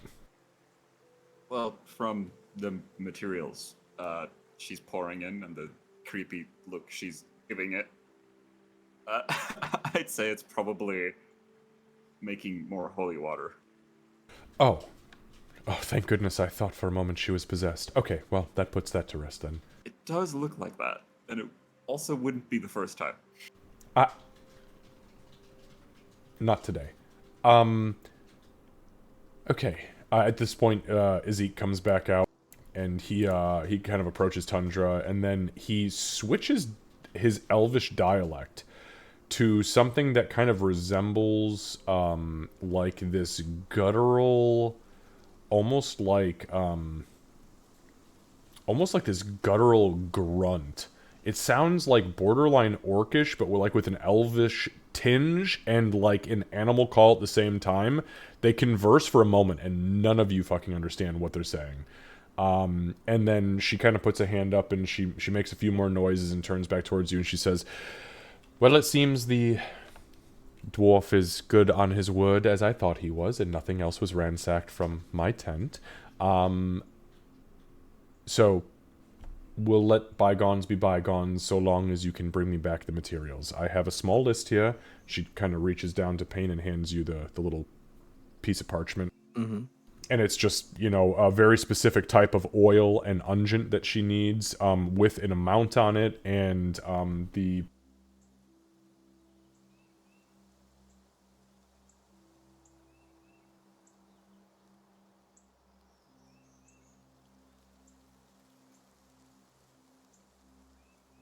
She also says, just to be clear, it should probably cost somewhere around 1,000 gold pieces.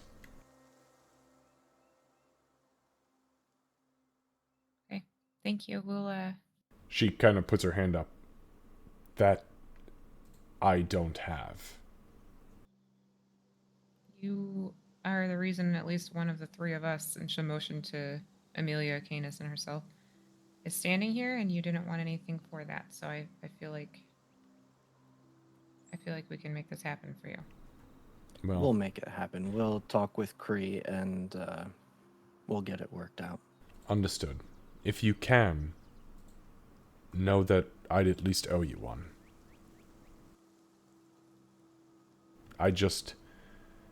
She kind of glances down at the corpses again. I want to be able to give them a real chance. 2 of the 4 of them are initiates in my own circle. Ezeki here is an actual member, and I'm the Archdruid. And without my members, I am nothing. Nothing more than might as well be a hag in some decrepit swamp off in the middle of nowhere. That's not what I am, so I'd appreciate it. And thank you again, and I'm sorry that my presence leaving you, I didn't even know you had anything on you. What, by the way, was it that they were looking for? Like, why, if I'd have had any clue about it, I wouldn't have left. If we'd had any clue about it, we wouldn't have let you. We had any clue, we would have destroyed it. We picked up a ring off of, I don't even remember where, but It was the man's corpse. The one in the brown robes. Yes. Yes, I found him in the I- clearing. Yeah. yeah, so he had that on him. It was a ring. Aren't you a wizard from one of the academies in the big cities? Yes, Why would you not have looked into it? because I trust me, I'm beating myself up plenty. I prioritized him properly. There was also a message written in blood, which gave me tunnel vision. So Yes. It was also, again, my fault. I pulled us out of the area in my rush to get back here with my friend Dalinar. Lyra's gaze is strictly at the ground now.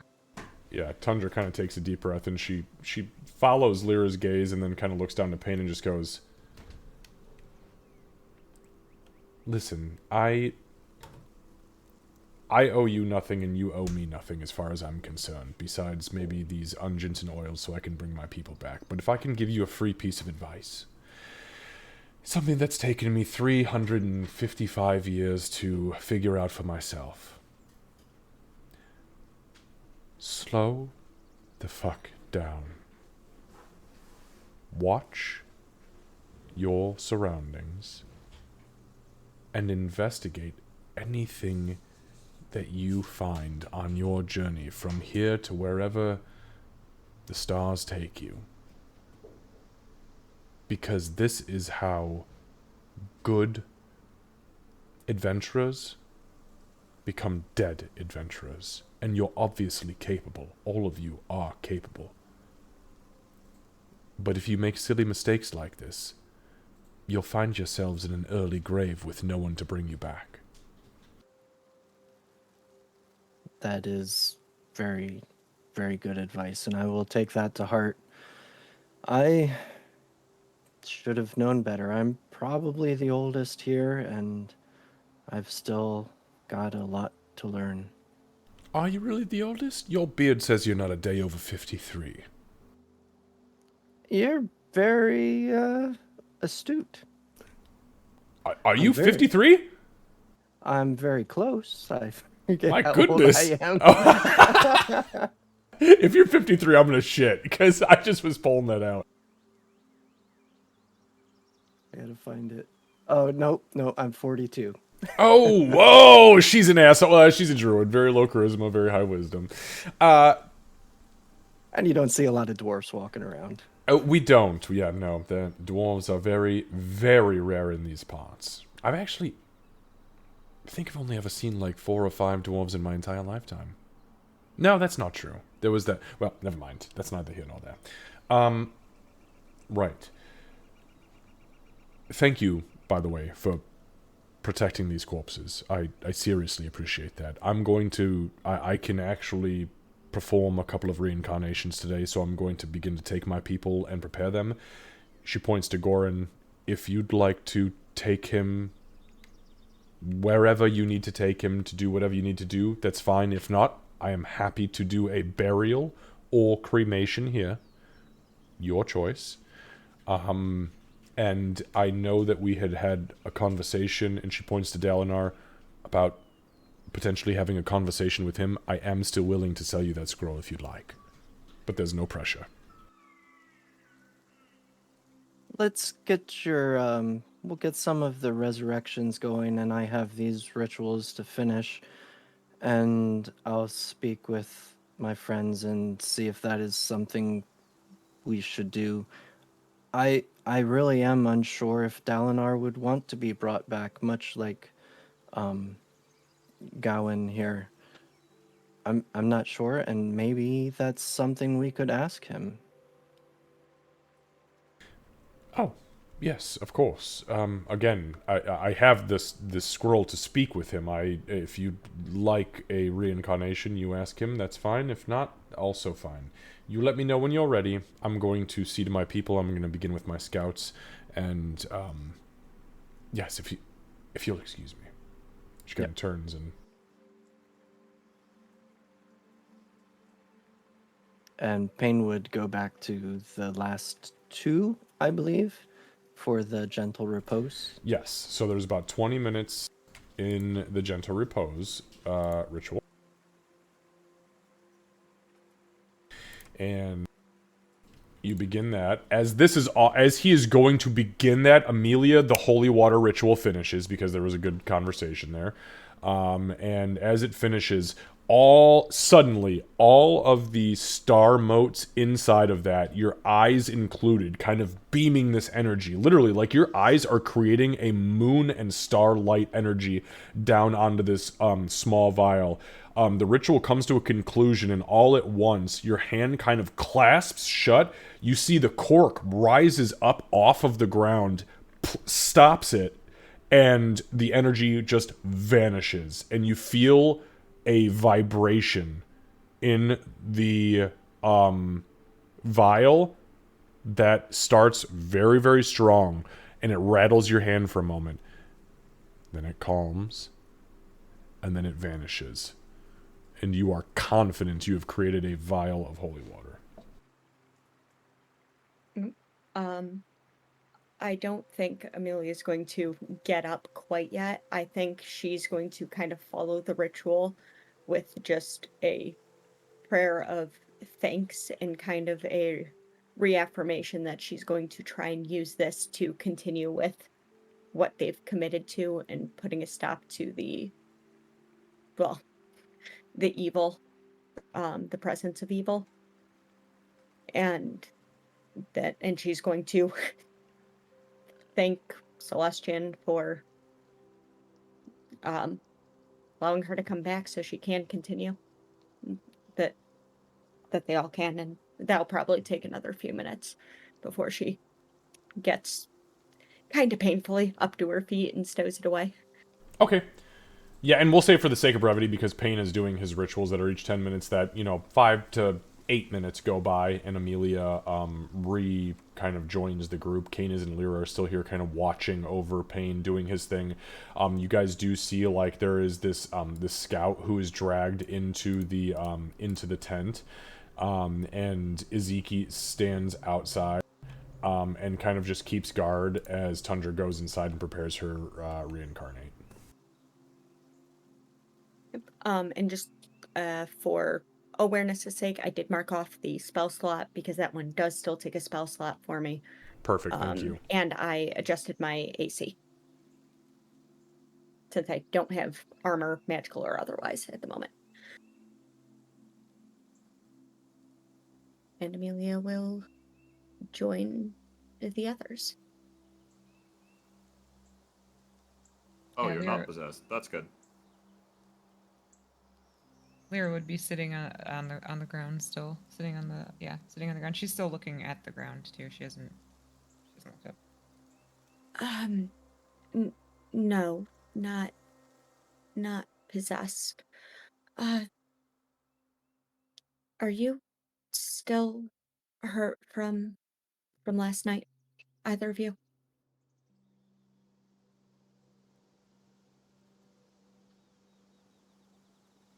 I think I'll be all right. Yeah, not. I'm fine. That's Look absolutely in a mirror not what I first. asked. You look Oh, worse than either of us. I'm trying not to think too much about that. You should. We're out of our Vivify scrolls, just so you know. I'm when Payne is done, I'm going to ask if he has any of that spell of his.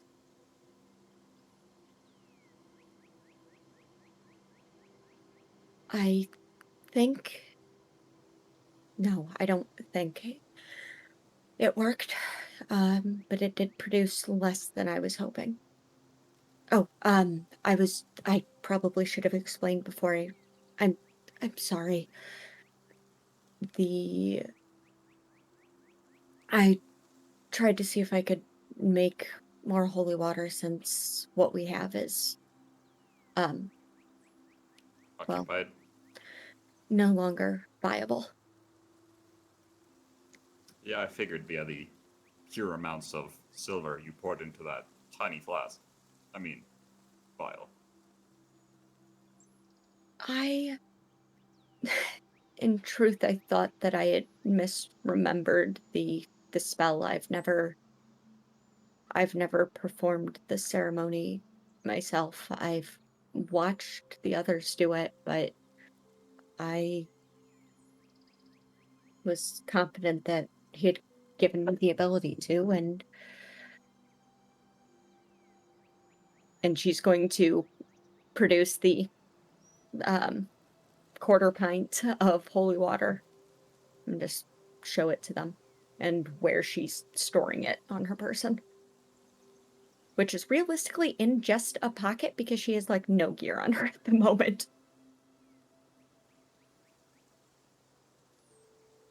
Good job. I hope that we're correct and we don't need it for any more of the fragments, but just in case. Is there anything else you could use it for? Holy water has many uses. That's why it's so prevalent. It can be used to help. Can be used to censure undead and fiends. It can be used in um, a number of rituals. And yeah, and to be Prayers. clear, Yeah. and yes, and that's typically when you're utilizing like a flask of it. A vial is 1/4 of a flask, so it is very like. Whereas the flask can hold all of those shards no problem, in a vial you could put maybe 3 comfortably, maybe if they'll even fit through the top of it. Yeah, Amelia's not thinking about that part. Okay. This will should be enough for what we might need. There's kind of an unspoken, I hope. We need to figure something out with your armor. Yes, I'm worried that if I continue to wear it, it's not going to be able to be repaired again, and I don't I don't know what I'd tell Dad. That's your dad's armor. She nods. He gave it to me before I left. He had it resized to fit me. I still don't know how he knew, but his um his sword, his shield, he had it must have had it painted, and then his armor. Okay, so we need to get that fixed for sure.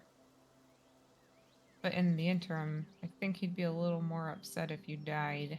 So, like, for good, I mean. Maybe don't tell him about what's happened so far. I don't think we're going that way, so that part won't be an issue. But you're right, I need to make sure I take the time to have my shield ready when things happen. Speaking of not telling parents, we should absolutely not tell your mother, Lair. Yeah, that's a good point. He might not be.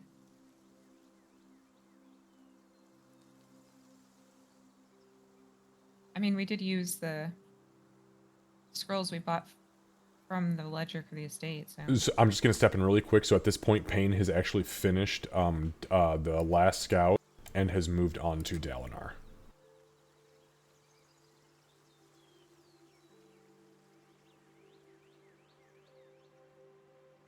Sorry, go ahead. That's all I had. Anyway, Okay, so what's our next step then?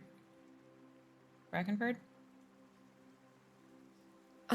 I heard actually, would I have heard any of that conversation from back where I was? My passive perception is not great. So I don't know if I would know it all about the need for reincarnation supplies.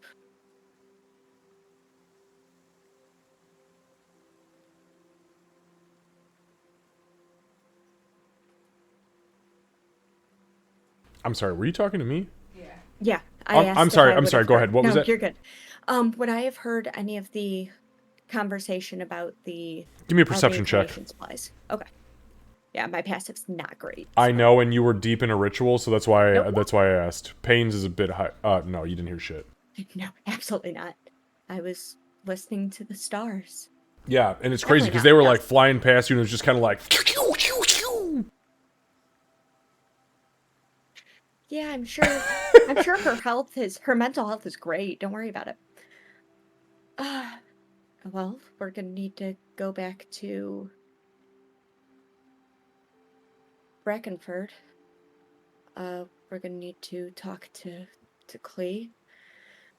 Um, we're going to have to go back uh to Willow Hollow, give word there, and then, well, that's several days there. We'll Lyra also would look. have to come back here because Tundra asked us to bring one more reincarnation supplies so we can revive the last person on hers. Oh, um, Oh, yeah, she's back, by the way, in the tent currently, reincarnating 2 people. what? Oh, I'm I'm sorry I hadn't heard her come back. That was quick. Well, you kind of just stared at stars zooming past you, so Whoops, disregard that. I don't know if I want to. Oh, lame ass roll. That was the last roll. That was the last number you could get to become a human. Boo! Would have been a kobold. Yeah. What the fuck? Lame. No one wants to be a human. I love that everyone's just like, fuck, who the fuck plays a human? I have never run a D&D campaign except one. That was my very first one. And I had one person play a human. Actually, I take that back. I had 2 fucking humans because they were power gamers. Oh yeah. It was Jason and Corey. They both That's right, played I humans. forgot about The wizard and fighter paladin combo. They didn't make it to the end because they didn't like how I did things. But anyways, I digress. Yeah, well, maybe they shouldn't have been a human. Maybe they should. Son of a bitch. I think there's a correlation there. Yeah. 100%. Fucking humans. Okay. Okay. Yes, I suppose it kind of makes sense. The powdered silver represents the. We aren't going to get into that right now. Um, so we need to go back and get supplies. Yes, that's what I said. Yeah, How we need. do you know what we need? She like lowers Bane her has a voice for list. that. Potions would be good. I'm sure there's more than that, but that would be a good place to start. Is the plan for us to go back to town and then deliver them, or do we know if this section of the woods will be opened again? Can we ask them to be delivered? I don't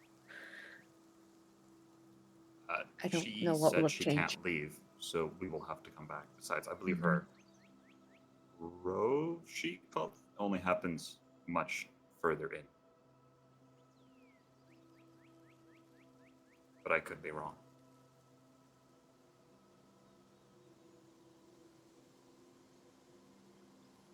Okay. Then if that's what we need to do. When do we when are we going to leave then? It's about that time just to get Payne back in. It is about that time, because there was about 10 minutes there, that the final ritual completes. You see the copper coins kind of like, they kind of like bear down on Dalinar's eye sockets, and as they do, another translucent green shell kind of spins around him, and as his hands come up, you see he kind of wipes his hands, wipes his beard, as there's a little bit of like ash and soot that kind of rises up off of his rituals innately, and Pain, the ritual completes successfully 6 fucking times. Congratulations on that. That was pretty cool. Whew. Okay, now then.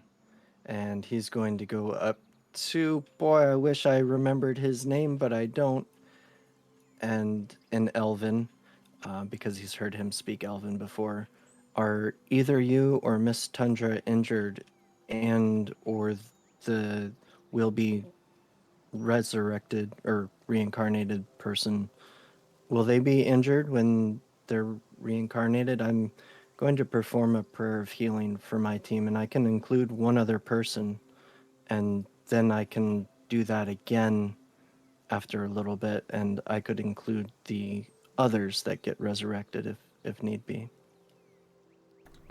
He kind of listens. It seems like everything that you spat at him, like a bunch of it goes kind of over his head. You see him kind of trying to pick pieces out, and it's not because of a language barrier. You spoke the language. You kind of maybe pick up that he's a little bit of a fucking simpleton. But he catches some of it, like a spider catching something in his web. Even the gnats are food. And he says, in Elven, when Tundra brings back into new body, that body is fully fleshed. We don't require healing because we encountered no hostilities to the west. I understand. Thank you. I'll see to my team then. You kind of turn to walk away, and there's like an 8-second delay, and then you hear, "Yes, thank you as well for your question." Payne would have waited. He wouldn't have turned his back while the guy was walking.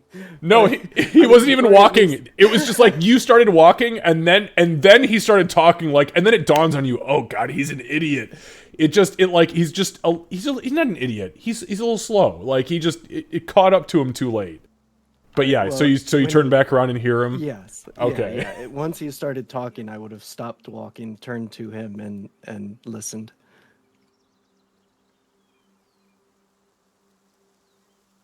All right. And I imagine their conversation was kind of going on at the same time. Yeah, right about at that point. So you guys, you Payne kind of reapproach as they are right at the tail end of the what was the last bit of conversation you guys had? It was the Are we going leaving? back to town, leaving. Okay, yep, got it. Okay, there you go. As Canis would kind of say, I want to ask Tundra some questions. I don't know if it'll get any answers, but it's worth asking. Though I guess it might be a while before she's done. I think we could catch her in between rituals. I'm sure she'd want a drink. I'm sure it's not a short ritual. It's not as simple as what I've just done. And speaking of yet more rituals, I'm going to perform a prayer of healing. It's going to take me another 10 minutes or so.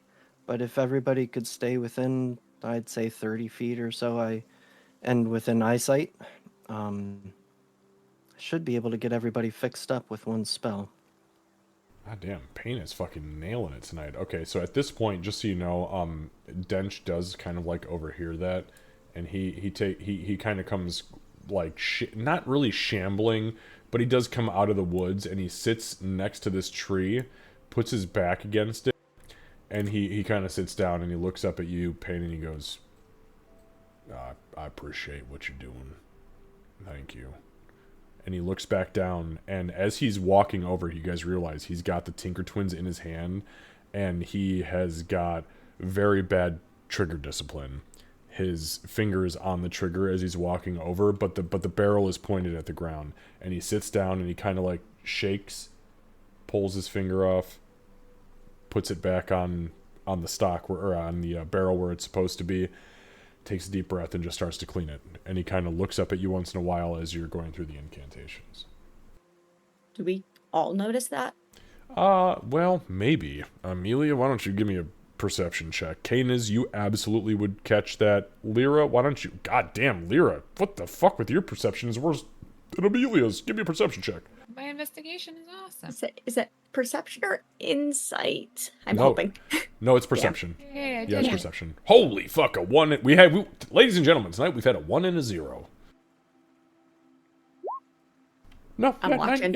19's not bad. Yeah, because this is just to spot it, right? This is not to pick up what his intentions are with it, because nobody knows what the fuck his intentions are with it. He's a weirdo. But yeah, no, Amelia, you would definitely see it. Lyra, you are way more focused on, like, corpses with green shells around them, vials of holy water being created, and you're just like, what the fuck? Why is it that what I do is A, put people to sleep, cast mage armor, and magic missile? I'm a fucking wizard! I am the highest in my class! Number 1! Number 1. Number 1. Oh, that's not true. You do Tensor's Disc too, and that's cool as shit, by the way. That's true, I do. So is Mage Hand. So we've talked about it a little bit. Payne has at least a general idea of firearms. He does, yes. So I would go up to Dench, kneel down next to him, and just... Dench, the Tinker Twins there, they are unloaded, correct? He, well, like, without even a beat, he kind of goes, oh, yeah, of course, yeah, they're on here. And he actually, he pops the, it's kind of like a shotgun, where he pops the barrels forward, and he kind of turns them around and shows you, and they are completely empty. Perfect. Just rest, and I'll give him a tap on the shoulder, and he'll start his prayer of healing. Okay. Anything over the next 10 minutes for prayer of healing? Yeah. The The only thing is that Lyra would, like when Dench came over, she'd kind of be watching him, and that would be the first time she'd have looked up from the ground, really. She'd just keep her eye on him, because that's what she told him she would do, but she's not gonna, like, bug him or anything. Yeah, and again, you see exactly what everyone else sees. I mean, you don't catch the fine details, but you kind of watch what he's doing, and he is just focused. He is staring straight at the ground past the Tinker Twins, but is going through the cleaning motions. Amelia, you've got something. Yeah, it's a super quick thing. It's fine. You better stay in eyesight, or you ain't getting this healing, bitch. Yeah, she's not going far. She is going to, while staying within 30 feet of Pain, she is going to ask Zeke, in Elven, when he's done with his ritual, is there a place we could get this blood off of us? Maybe. And she's like trying to be like calm voice, but she has realized that she and everyone else is just drenched from the blood rain. You said that to Ezeki? Yes. Ezeki kind of looks out to you. In Elven. Yeah. And again, he's a little barbaric in nature. He's a pretty simple. He looks at you, kind of takes a good once over, and he just... Yes. When you are finished, you come to me and remove your clothes. And I will produce water to clean your shell.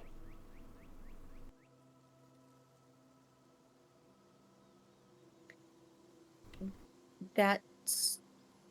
Can you do that for the others as well? Yes. All of you come to me and remove your clothes. I will clean your shell. And if your exoskeleton requires cleaning, and he kind of glances around the group, looks kind of at Payne and squints his eyes, I will not touch his exoskeleton. But everybody else's is fine. Amelia, make an intelligence check for me. This is on the back end. I was gonna ask if she could figure out. Yep. what the hell.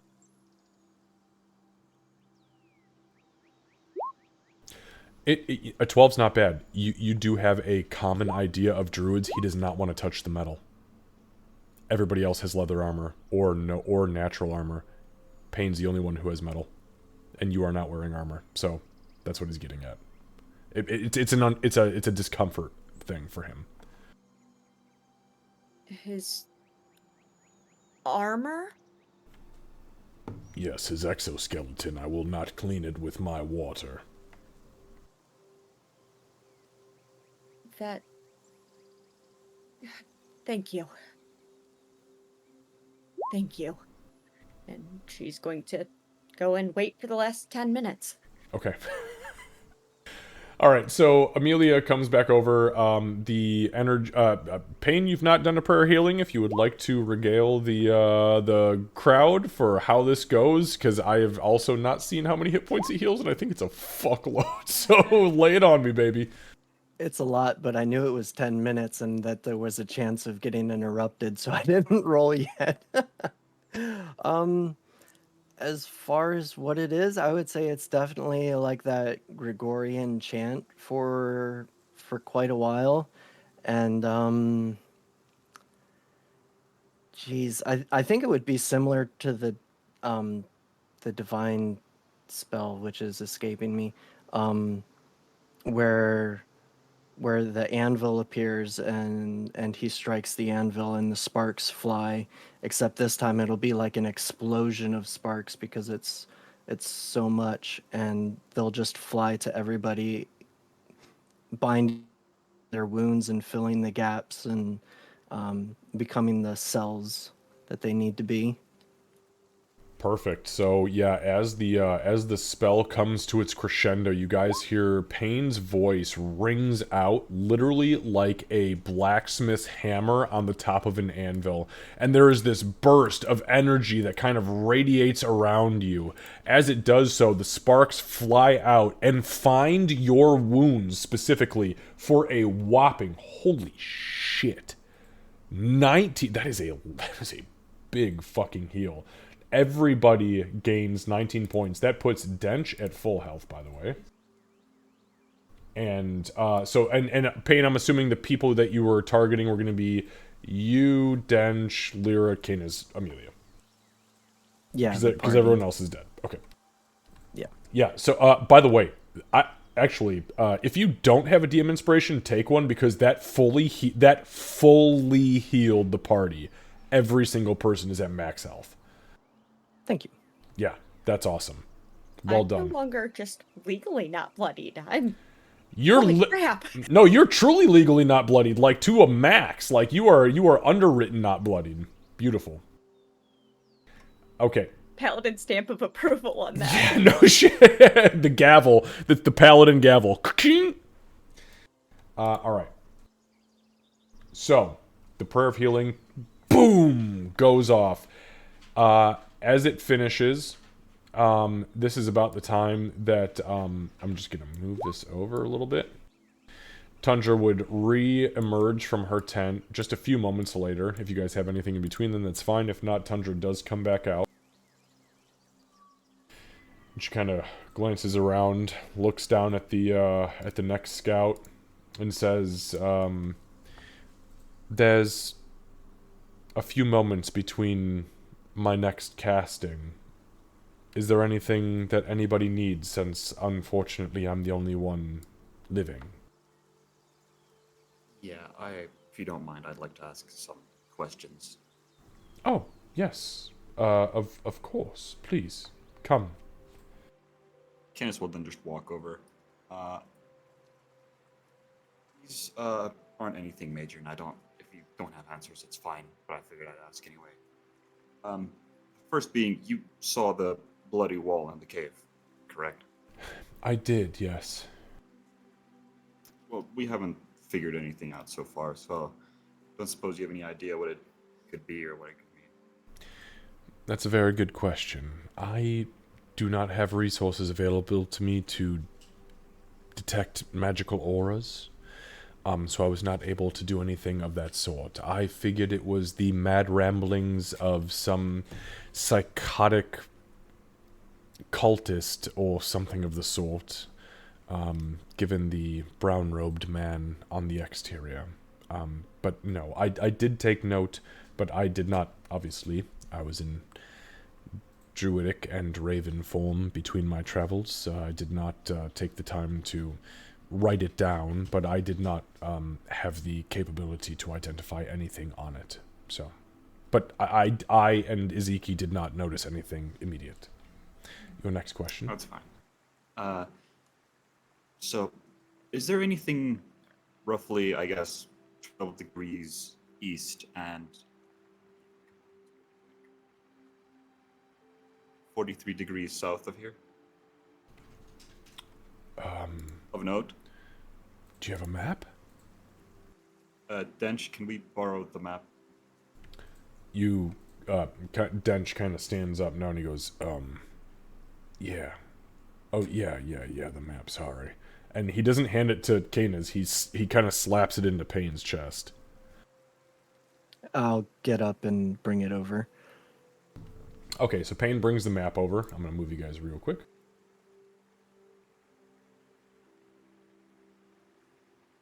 Or I'm going to click me to go over by myself, and you guys aren't coming with. Sorry about that. All right, so... Oh, yeah, I get to see Wasting the it up. map. I do it all the time. It's only me for the map. I'd be, like, so, Unlimited map. I'd be so excited for you guys to see a map, and then I totally forget to bring you to it. So I'd be like, "Why isn't anybody reacting? What the fuck?" All right, so you lay the map down and spread it out. And you guys have a bunch of. By the way, I put these pins on here. They created a new pin system, or they updated the pin system where I can do all these little custom like icons and colors, and it's fucking amazing. So, click on them and enjoy the weird things that I've pinned. With that being said, you lay the map out, and she says, "So you said there were coordinates. You said what were they?" 12 degrees east and 43 degrees south. Okay, so with every coordinate, there must be a north-south direction and an east-west direction. That is the primary identification for anywhere you're going to go in the prime material. She kind of, you see she draws a line down from like the ocean in the middle of the map. So up in the middle of the Trubanchardian Ocean, she draws a line down from about the center. And then she stops just north of Willow Hollow, and she begins to drag her finger to the east. And as she stops, you now have a new map pin. There. Does that seem right? Is there a reason why you were asking about that in particular? Yeah. I figure I'll just... Kenneth is honest, so he's not going to hide anything. He's going to be like, I had a weird vision while I was dead. On this showed. Understandable. Okay, well, yes. That's where the coordinate you just told me, 43 degrees south, 12 east is at that point. And then she kind of digs her fingernail into the map. Don't forget that if it's important. Thank you. This will hopefully be very helpful. That was kind of all I had. I figured both were long shots, but I figured if anyone would know anything, it'd be, well, you who saw the wall and came here. Yeah, I happen to be quite adept at wilderness things, including maps and locations, because believe it or not, even druids keep maps of their domains. So, thank you for trusting me in that. Now, is there anything I can do for any of you? I know, and she kind of points down towards Pain, you'd said you needed time to speak with your people about the Speak with Dead scroll. Before I go into another hour of incantation, have you had that opportunity, or would you like a few moments? We'll speak after you do the next reincarnation. Give yourself a little break there while we talk. And yeah, I want to speak with the team. We haven't talked yet. Just, and if anybody, from what I picked up from Sir over there, I forgot his name. Everybody should be healed on your team, but if anybody needs anything, any healing, you let me know. We should all be pretty good, other than being worn out from the past couple days. That's a good sign. Keep your people bolstered, and I will continue to re-emerge my people as new beings. When they come back, their bodies are fully healed, so they shouldn't need anything more than a night's rest. If you can all just kind of keep an eye out here while I continue to do this, then we'll be all right. Then thank you. Absolutely. Pain, Yes. I believe we did talk about your scroll and said that if you want it, we can get it. We should. I think we could maybe get some information that we haven't had the opportunity to get otherwise. It was Very more well. on you than us. I guess, Miss Tundra, we will take that scroll. Okay, very well. She kind of reaches down into one of her pouches, pulls out the scroll, hands it down to Payne. So I believe we had discussed 150 gold pieces. Is that right? Because I was going to give it to you at a discount. I don't actually remember the price, but Lyra, would you mind? Let me take a just. It was, yes, it was 150. Okay, I have removed it from our party coin. 150 gold. Okay. You can add a Speak with Dead scroll to your inventory. Whoever would like to do that, unless you're going to use it Pain. immediately, which is fine. right. And yeah.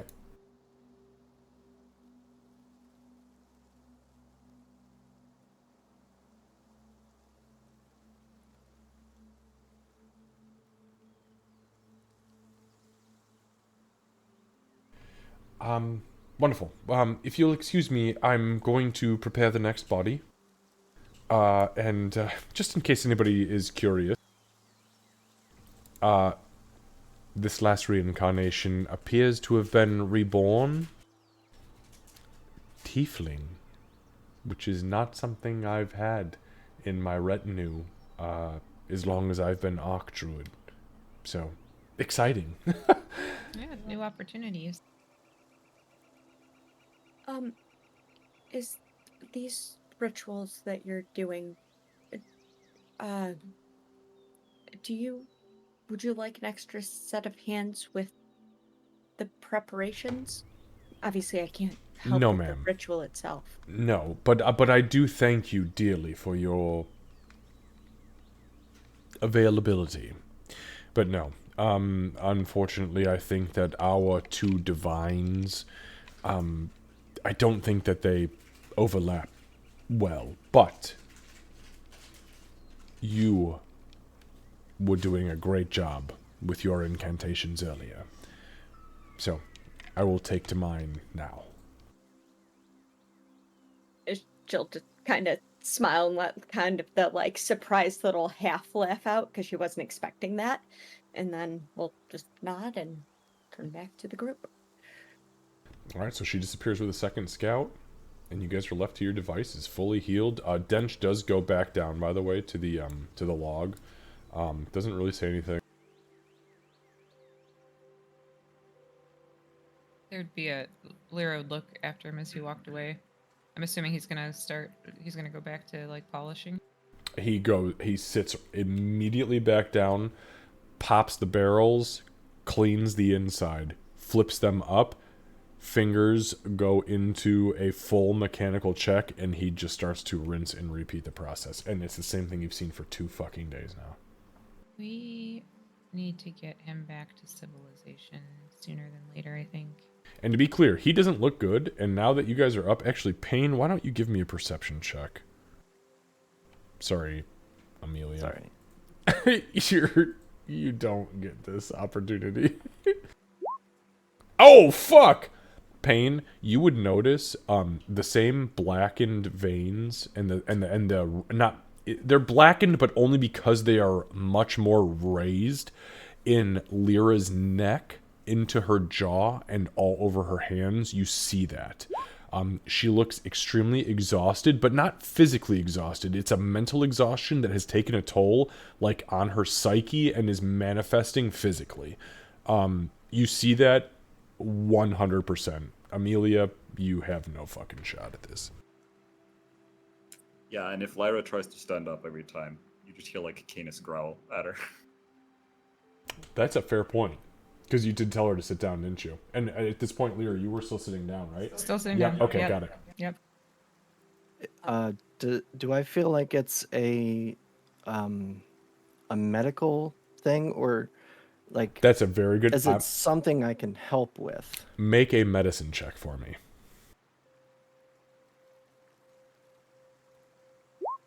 Fuck, dude, you are blowing this out of the park. I do not want to cut off the rolls, but Abelia would keep talking while he's doing his dwarven thing because I have no idea. So. Okay, so as Amelia's talking, I'll give you a few moments to talk. As Payne walks over and kind of squats down and starts to do doctor stuff, you know, he's doing doctor shit on Lyra. Payne, you are 100% convinced it is nothing medically wrong with her, except that she looks spiritually exhausted, and that's what throws you off, because you're like, what the fuck? It's like there is an essence about her that is missing that should be there. And as you kind of start to think about like what your knowledge is of arcane casters and how they God, it's so weird to do an arcane medicine check on an arcana person with somebody who's divine. She looks to you like she's totally tapped. Like she woke up this morning refreshed. She looks good. She can walk 30 miles no problem.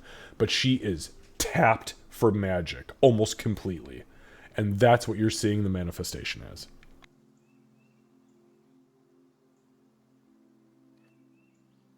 Lyra, you maybe as much as Dench need to take it easy. You just look exhausted. I think you need to take time and collect yourself. Canis, make sure she rests. Just curiosity. Is doing rituals part of resting? No. No. No. You know it's bad when Canis and Amelia speak in agreement at the same time. Lyra, Okay. consider yourself on bed rest. How about that? I hate it.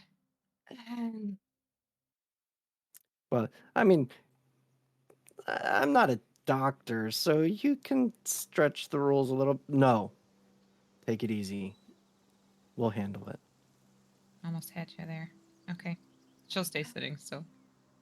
And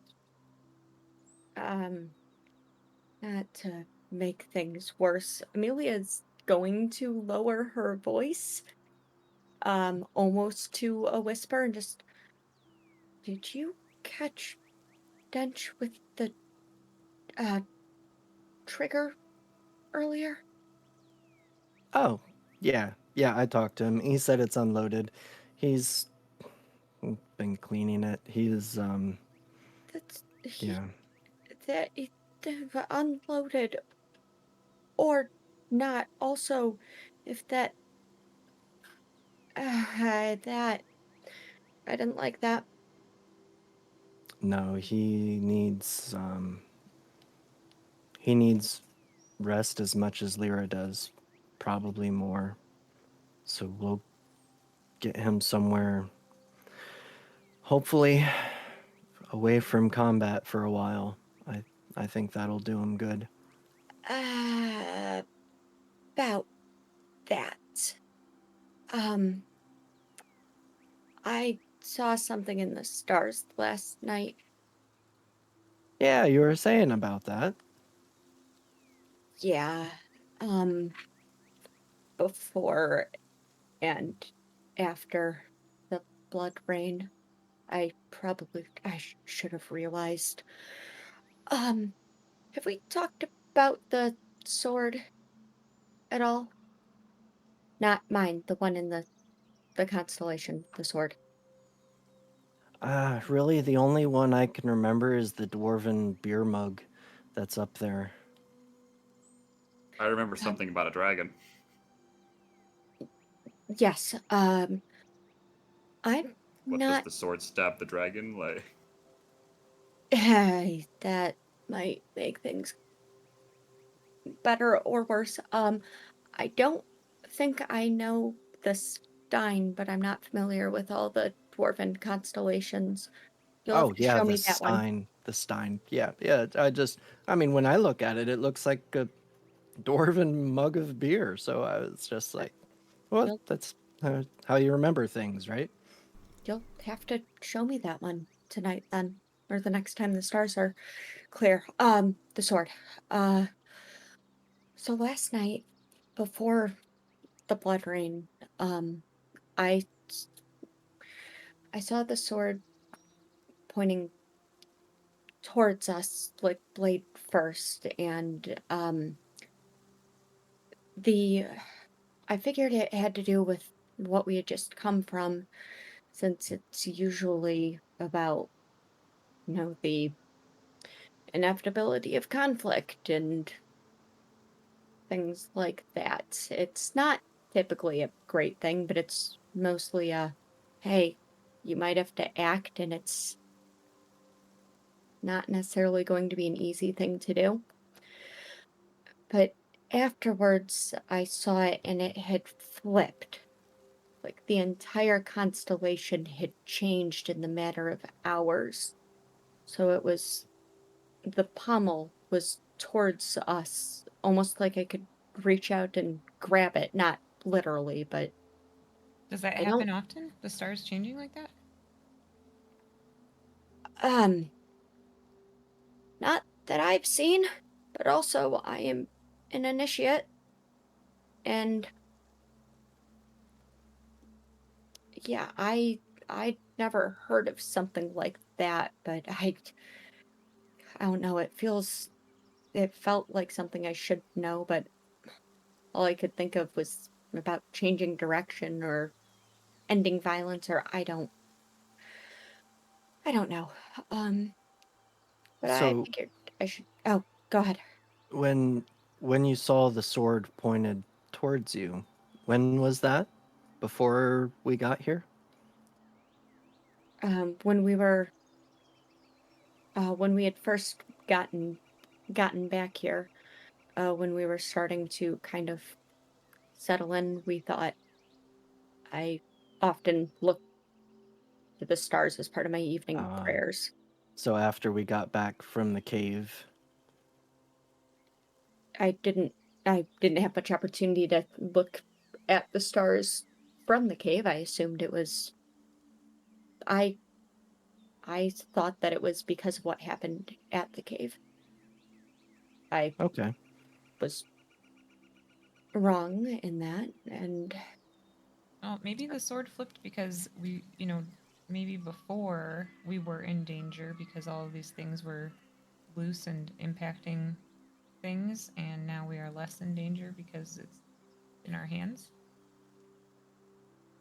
I uh, was moving towards the same point, Lyra. The sword's dangerous when it's pointed at you, and when the hilt is towards you, then you're in control, or at least you don't have a sword pointed at your Yeah, throat. you always point the So pointy end at someone let's, else. yeah, let's hope that's a good sign that the danger was here and it came and now it's gone. Hopefully. Or we're controlling it. Yeah, that's. I mean, it could be. I more expect to see one of the others. I'm not sure, but one thing I am sure of. Do you want to get some of the blood off of you? Because I Hmm? Blood? desperately want to What? not be covered in blood anymore. He said that he could create water to help us clean off. However, your armor, he's unable or unwilling to help with your armor pain. I think Oh, it okay. has to do with the metal, but I'm not entirely sure. He called it, I think the translation exoskeleton. I think I followed that right. He Amelia, is you an mindlessly interesting fellow. and Amelia, as you kind of like look over to him like mindlessly, you see him. You say the word exoskeleton in common. He nods. Exoskeleton, then. Well, I don't have a problem leaving my armor, and maybe I'll clean it up best I can. Um, maybe I'll create a little more water or use what's in the barrel, get things cleaned up here. He And then he can help us clean what's not metal. Yeah. He just asked that when we're ready, we'll probably want to move away from the tent, and so we don't disturb a ritual. But Lyra will start to get herself up, and give Canis a look, and then she's gonna go over to Dench and sort of like crouch down next to him.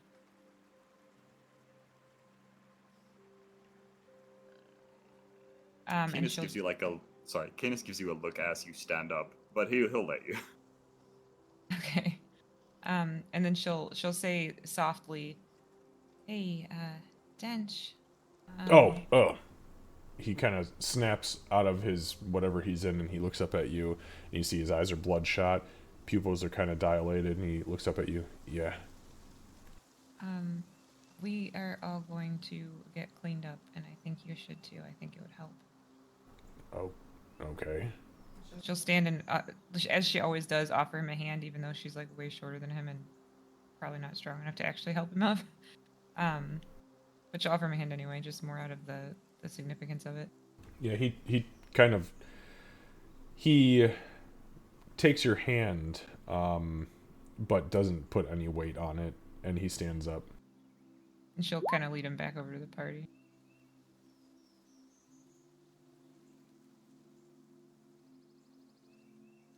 After we're cleaned up, I want to talk with all of you about what we should ask Dalinar. We get 5 questions, and I don't. I'm not super comfortable with this, but I think I think he might have information that I need, and I'd like your input on what we should ask also. He was in the cave, and that's not. When we set out from Koldazar's cradle, that he's not where we had planned. we're seeing that happen a lot, aren't we? Things are a little crazy recently. To be perfectly honest, it's your scroll and your friend. It's You really our have scroll. It's my friend. You guys still I would have feel liked you have him, the right to get maybe more than questions. me. I doubt that. Ah, you didn't know him. But anyway, that's not the point. What was that, Canis? Well, I mean, you said you wanted to ask him if he wants to come back, so might as well have your own question for that, and like a couple more because it is your friend. Yeah. I have a few in mind, and I just wanted your inputs also. But let's get this grime cleaned up off of us, and then we'll Um, speak with Dalinar. Pain, you said you're not exactly comfortable with it. Why? Uh, it's hard to say. It's something in my gut about, because I know he's passed, and I know that his soul's moved on, and I won't be speaking with him. I'm speaking with what's left of him, which I just find a little disturbing. What Oh yeah, does Moradine does does your faith teach about that spell at all? Like, if it feels Uh, wrong, then don't trust your gut. no, Follow your path. it's not unheard of. I mean, all healing and resurrection, well, not all, but a lot of healing and resurrection and all of that, it's technically necromancy, which is what speak with dead is, but there's a line that gets crossed with necromancers, and then you end up with zombies and the such, and that's not cool. And eh, it This it this will be fine, and I think Dalinar would want us to know what he has to say. It's hmm, if you don't mind, I'm not one to be very religious, but if okay, everything, every type of magic that exists can be used for one reason or another. I could constantly purposely hit you with firebolts, or I could do it accidentally once and feel really bad, right? It's how well, you use the magic that really matters. It's not so much the what fuels it, because you could have a really nice person using really evil magic, and you could have a really evil person using really nice magic. As long as you're using it for the right reason, I I don't think you're doing anything wrong. yeah, and I agree. It's I don't know. Maybe it's because it's Dalinar, and I'll have to see him talking again, Oh, it's gonna freak all of and us out it's if that makes you feel any yeah. better. um your the the spell you cast on them, on each of them. She's gonna gesture to the corpses. You said that was specifically to help with so they didn't come back in ways they weren't supposed to, right? Yes, it preserves their body, like the the larger resurrection and reincarnation spells, they have their time limit. This spell extends that time limit because it's preserving the body how it is right now, and it also prevents them from being raised as a zombie or whatever other evil magics somebody might do. Okay. Does it prevent you from speaking using this speak with the dead? It's a very good question. It does What not. do I know about that? No, yeah, you've I assume you've probably looked over the scroll. It does not. It only prevents them from, because it just temporarily reanimates the corpse, but not as a zombie. But it just brings a semblance of their life back to them. It kind of temporarily pulls the spirit back into the body. It should be fine. I don't know why it wouldn't be. Well, then that's your answer. You've laid a the spell of protection against the bad kind of necromancy. And if this can still be done, well, then obviously by Moradine's own protection, it's not the bad kind of necromancy. Thank you. I I think you're right. That's a good point. Now, You could. you are a mess, and so am I, and so is Canis. Let's get cleaned up. What was that, Canis? Sorry, I keep accidentally interrupting because I hear like a pause from my Wi-Fi. You could always just, I guess, pray and see if you get a warm fuzzy feeling, like you said. Or you can And if cast you it get and see nothing, if you you get realize a it's bad. negative feeling. Let's go get cleaned up, and then we'll speak about these questions. Okay. So, for the sake of brevity, you guys go back to Ezeki, and he kind of nods to you to doff your clothes as best as you can, without being completely bare, undergarments only, essentially. And he performs this quick incantation, which Canis and Pain, since you have it memorized, would both recognize as create water. And he holds his hands up in kind of like this weird spindly 5-fingered, well, 10-fingered because he's got 2 hands, almost shower, and he begins to spray this water down, and you guys go one by one into the water, and he does this 5 times for you guys, and he does clean you of the blood, the gore, the grime, and then your clothes that are on the ground, he uses the remaining water to really get down into that grime, and he kind of buffers out all of the grime and the blood. Now, to the questions. I can tell you what I've thought of, and I think there's probably 1 or maybe 2 more that you guys could suggest. But let me start with what I thought of. I want to ask him why he strayed from the path that we had decided on back in Koldazar's cradle.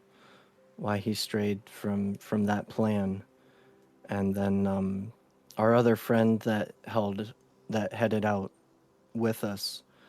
Her name was Mildra Fireeyes. I don't think I've talked to you about her, but I'd like to ask when he last talked with her. And then I'd want to ask him what led him to explore the cave where he died, because he wasn't supposed to be there by our plan. And then And I Isn't want don't to you want to go ahead. you first, Canis? ask if he wants to come back? I think I've decided on that one. I What think about I think what a body has to say about reincarnation would be different than what the spirit has to say.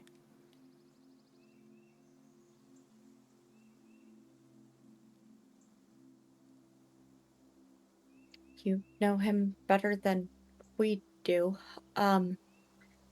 The other questions, your first one and your third one, the straying from the plan and the Yeah, why the cave, isn't that just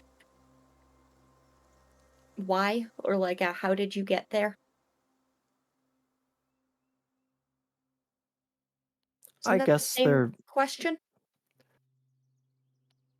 uh perhaps, and that's why that's why I am here asking for your advice. Yeah, It could perhaps be it is, but something completely different, changed. but Yeah, something changed his path from where we had planned on him heading, and that path led him to the cave, but what changed his path might be different than what led him to the cave. what changed his path might also lead us to another question, which is there Yeah. anything that you need us to do for you? Oh, that's an important one,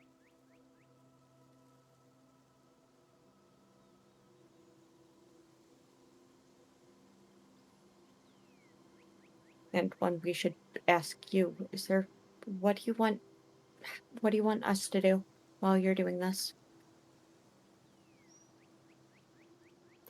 I believe, yes, I believe I have 10 minutes to talk with Dalinar, so if you guys are just close by to help, I think he'll only answer to me. So if I stumble or something comes up, the we want to change one of the questions, I'd like you there for that. Well, will we be able to hear him? Or no? I'm pretty sure you'll be able to hear him talking. And you're sure you want all of us? And she's gonna look down toward Canis. He's rather insightful, if not rude. Okay, I thought we were going for emotional support here, but if that's what you want, then yeah, I agree. He's good emotional support for me, Emotions? but not everybody gets him. You're bringing the body over here. I don't need the emotions. I need the wiles of the jackal. I need smarts when I'm not thinking clearly. That's for you, Amelia. What? What? Anyway, you guys, you make me laugh. Should let's see. That puts us. I think that puts us at 4 good questions. Don't worry about all of your count now. Clara was right. One might lead you to another. You want to follow the path that you find, the one that feels right. You know you know the direction you need to go in. All right. So should I start? Yeah. But Okay. preferably, like I said, bring the body over here first. Because some of us are not moving. All right. That's me. He means me. If we're making a list of people who aren't moving, you can put me on it. At the top, Fair enough.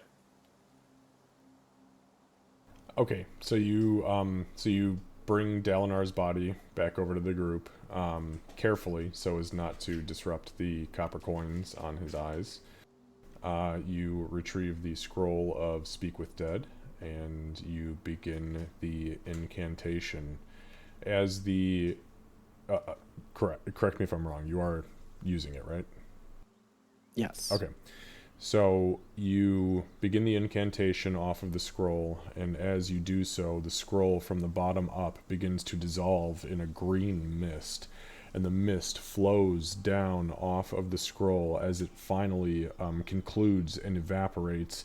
The green mist kind of flows into his mouth, and as it does so, you see the body kind of shakes momentarily, rises up off the ground about 3 inches, and you see his eyes flicker open, kind of dead in nature, but with a new kind of vigor within it. His body seems animated, but not fully.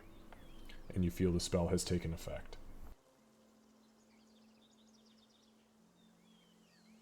So he'll address Dalinar. You strayed from the plan we made back in Koldazar's cradle. What changed your path?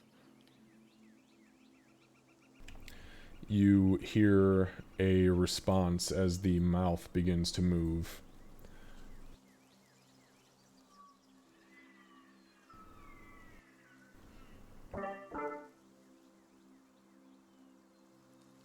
Hello. Pain.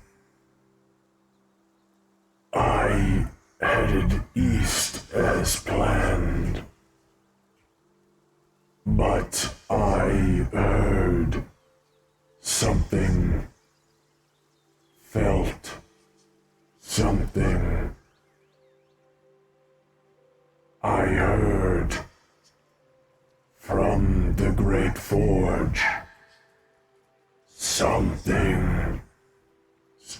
echoes in the void. Rebuild my forge. And following that was a great heat trail that beckoned me forth to northern Brackenwood.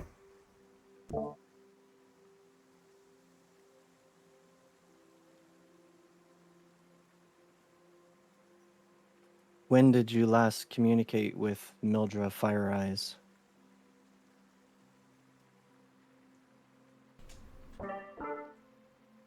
When we left Kolazar's cradle, she bid me farewell with a gentle kiss upon my right cheek, and said best of luck to you.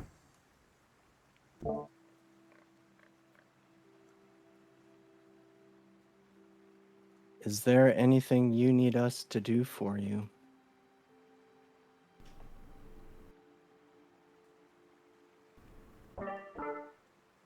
I believe I am beyond that now, Pain Stoneback.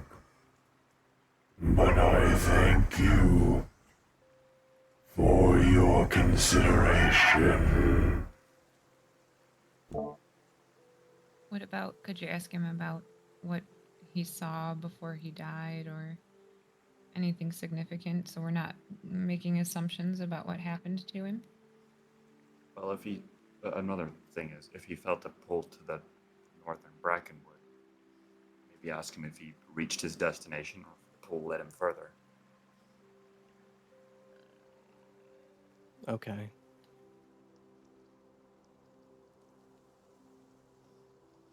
I might need you to repeat. What are we?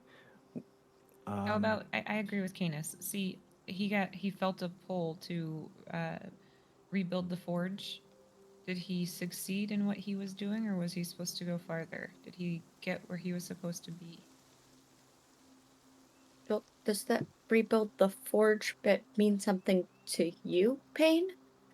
Or is It that does, and we can discuss that after. It's quite significant. So I guess the question is, did he get where he was supposed to be, or was he supposed to continue on further, was what Canis was saying. Does anyone know if we can ask more complex questions? Or I guess think would be the more simple and straightforward the question is, the better the answer we'll receive.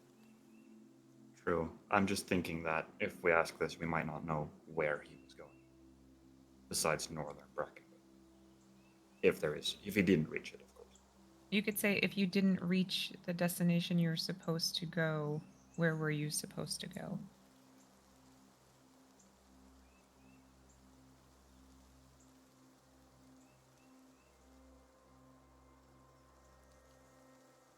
All right, he'll address Dalinar again. Was the path you were following, did that lead you to the cave? Was the cave your destination? Yes, it was the first, I believe, of my destinations. When I arrived, there were large wolves in the clearing, and I attempted to make my way to the cave mouth, but I failed. There was a brown-robed man speaking to someone or something through a ring. I failed to understand the language, but it was guttural and sharp-tongued. It sounded angry. I heard one thing that I understood before the wolves set upon me, and that was Erethnor. Payne and Amelia, you can make religion checks, please.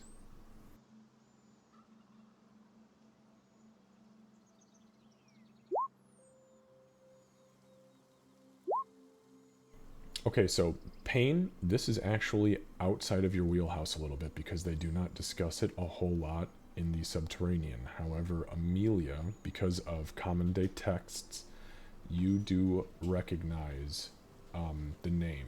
So, the name that you understand, Erethnul, is the god of chaos and slaughter. Erethnul was said to have been destroyed about 2,500 years ago during the time of the first happening, and his avatar was destroyed again about 1,400 years ago during the time of the second happening, wiping his worshippers out of existence from that point forward. I think Amelia, who's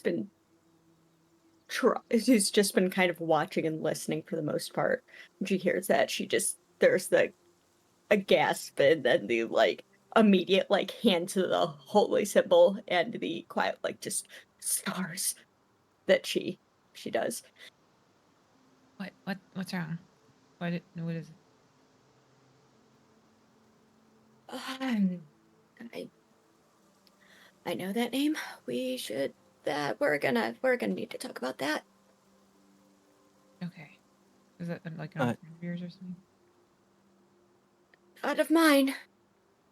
Definitely not of mine. I think we have one more question left, and I have one I would like to ask, but if it's more personal and less important, if you guys have something you think we should ask. Do you want us to go so that you can ask? No, it's not that personal. It's just, it's, I want to ask him what he'd like me to tell his family. I've got nothing. Go ahead.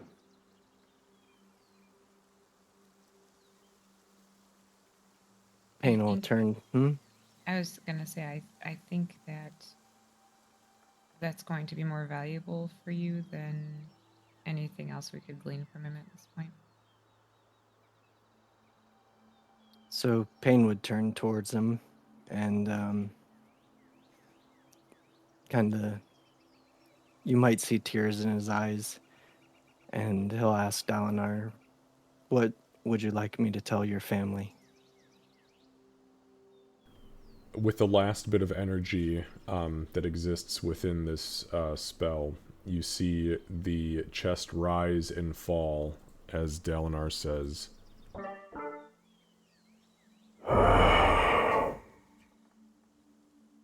Tell my wife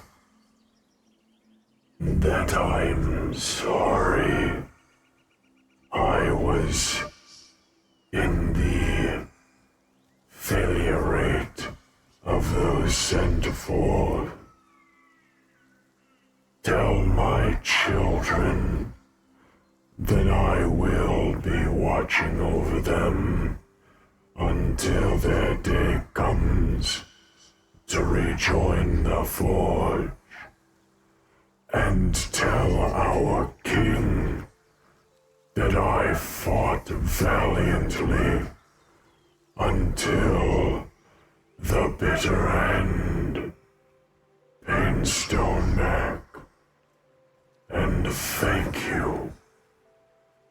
Thank you giving me my voice once more.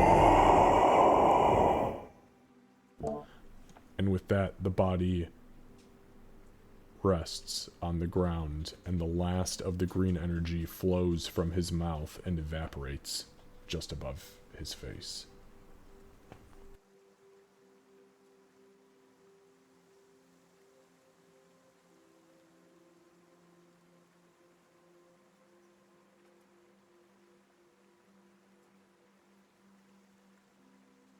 Rest well.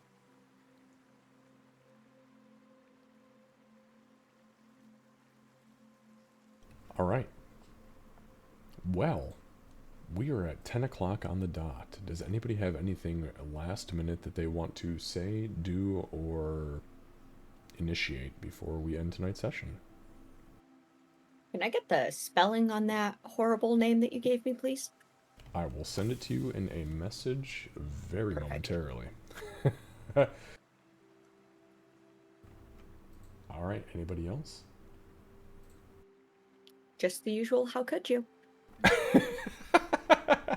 He's gonna stop taking those soon. Yeah. Oh, then I get to go back to having concerns? Yeah, damn it, the concerns. Okay, well, we will end the session there then for tonight. I know that we do not have pain next weekend, so I will get those notes situated, and I will send them to you probably early in the week, as I know I sent Kevin his notes like Tuesday of last week, and he was like, "Oh, that's fucking horrific. Thank you." And I was like, "Okay, we'll see you in a week, bud." So yeah, I'll send you those notes and kind of let you know where we go from there. And yeah, well, if you guys have anything for me, obviously throughout the week, please send it to me, and I will get back to you as soon as I possibly can. And for those of you who will be here, we'll see you next week on Sunday. Hell yeah. Just like Alright. to do a final shout out to our MVD, our most valuable dwarf, for this session, because you were spot on and just on top of everything. That was 10 out of 10. You were channeling your god for sure this session. Yeah, honestly, It's- that was awesome. Thank you. It's been intense last 2 or 3 sessions, hasn't it? It's how it always goes. Been happy. Yeah, there's always like a lull, and then like, oh, what the fuck is this for 2 sessions, and then another lull for 4 or 5, and you guys are like, what the okay, let's figure this out. Yeah. And besides, these are all people that have died. We haven't murdered any baby monkeys yet, so we're doing fine. That's true, but you guys did kill a kid in the first like 3 sessions, so that's a thing. But not baby Wasn't a kid monkeys. anymore. All right. Better fish. I also do just want to let everyone know that my sorry, I cut out. I want to let everyone know that my word has changed. Has tried to autocorrect Aerith Newell to Earth Nut. Earthanet. Mine has I have Grammarly installed as an app, and it always tries to, when I'm typing up like notes and session notes and quest details, it does the same exact thing. So you know, we have to teach the dictionaries things at some point. So it is not Earth Nut, but yeah, it's Erithnul.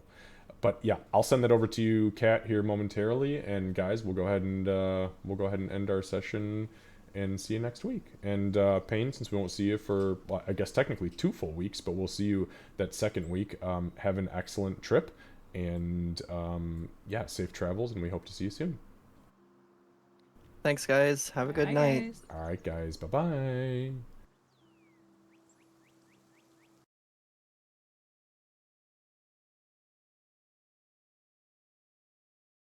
All right, for those of you who are still hanging out with us, we are going to find someone to raid. There are not many options because it is a Sunday night.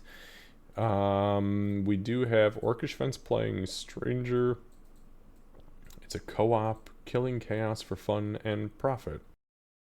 Stranger of something. And we might do Orcish. Yeah, we'll raid him.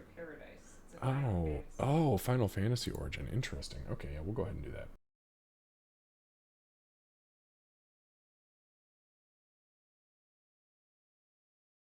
All right, guys, we'll see you next week.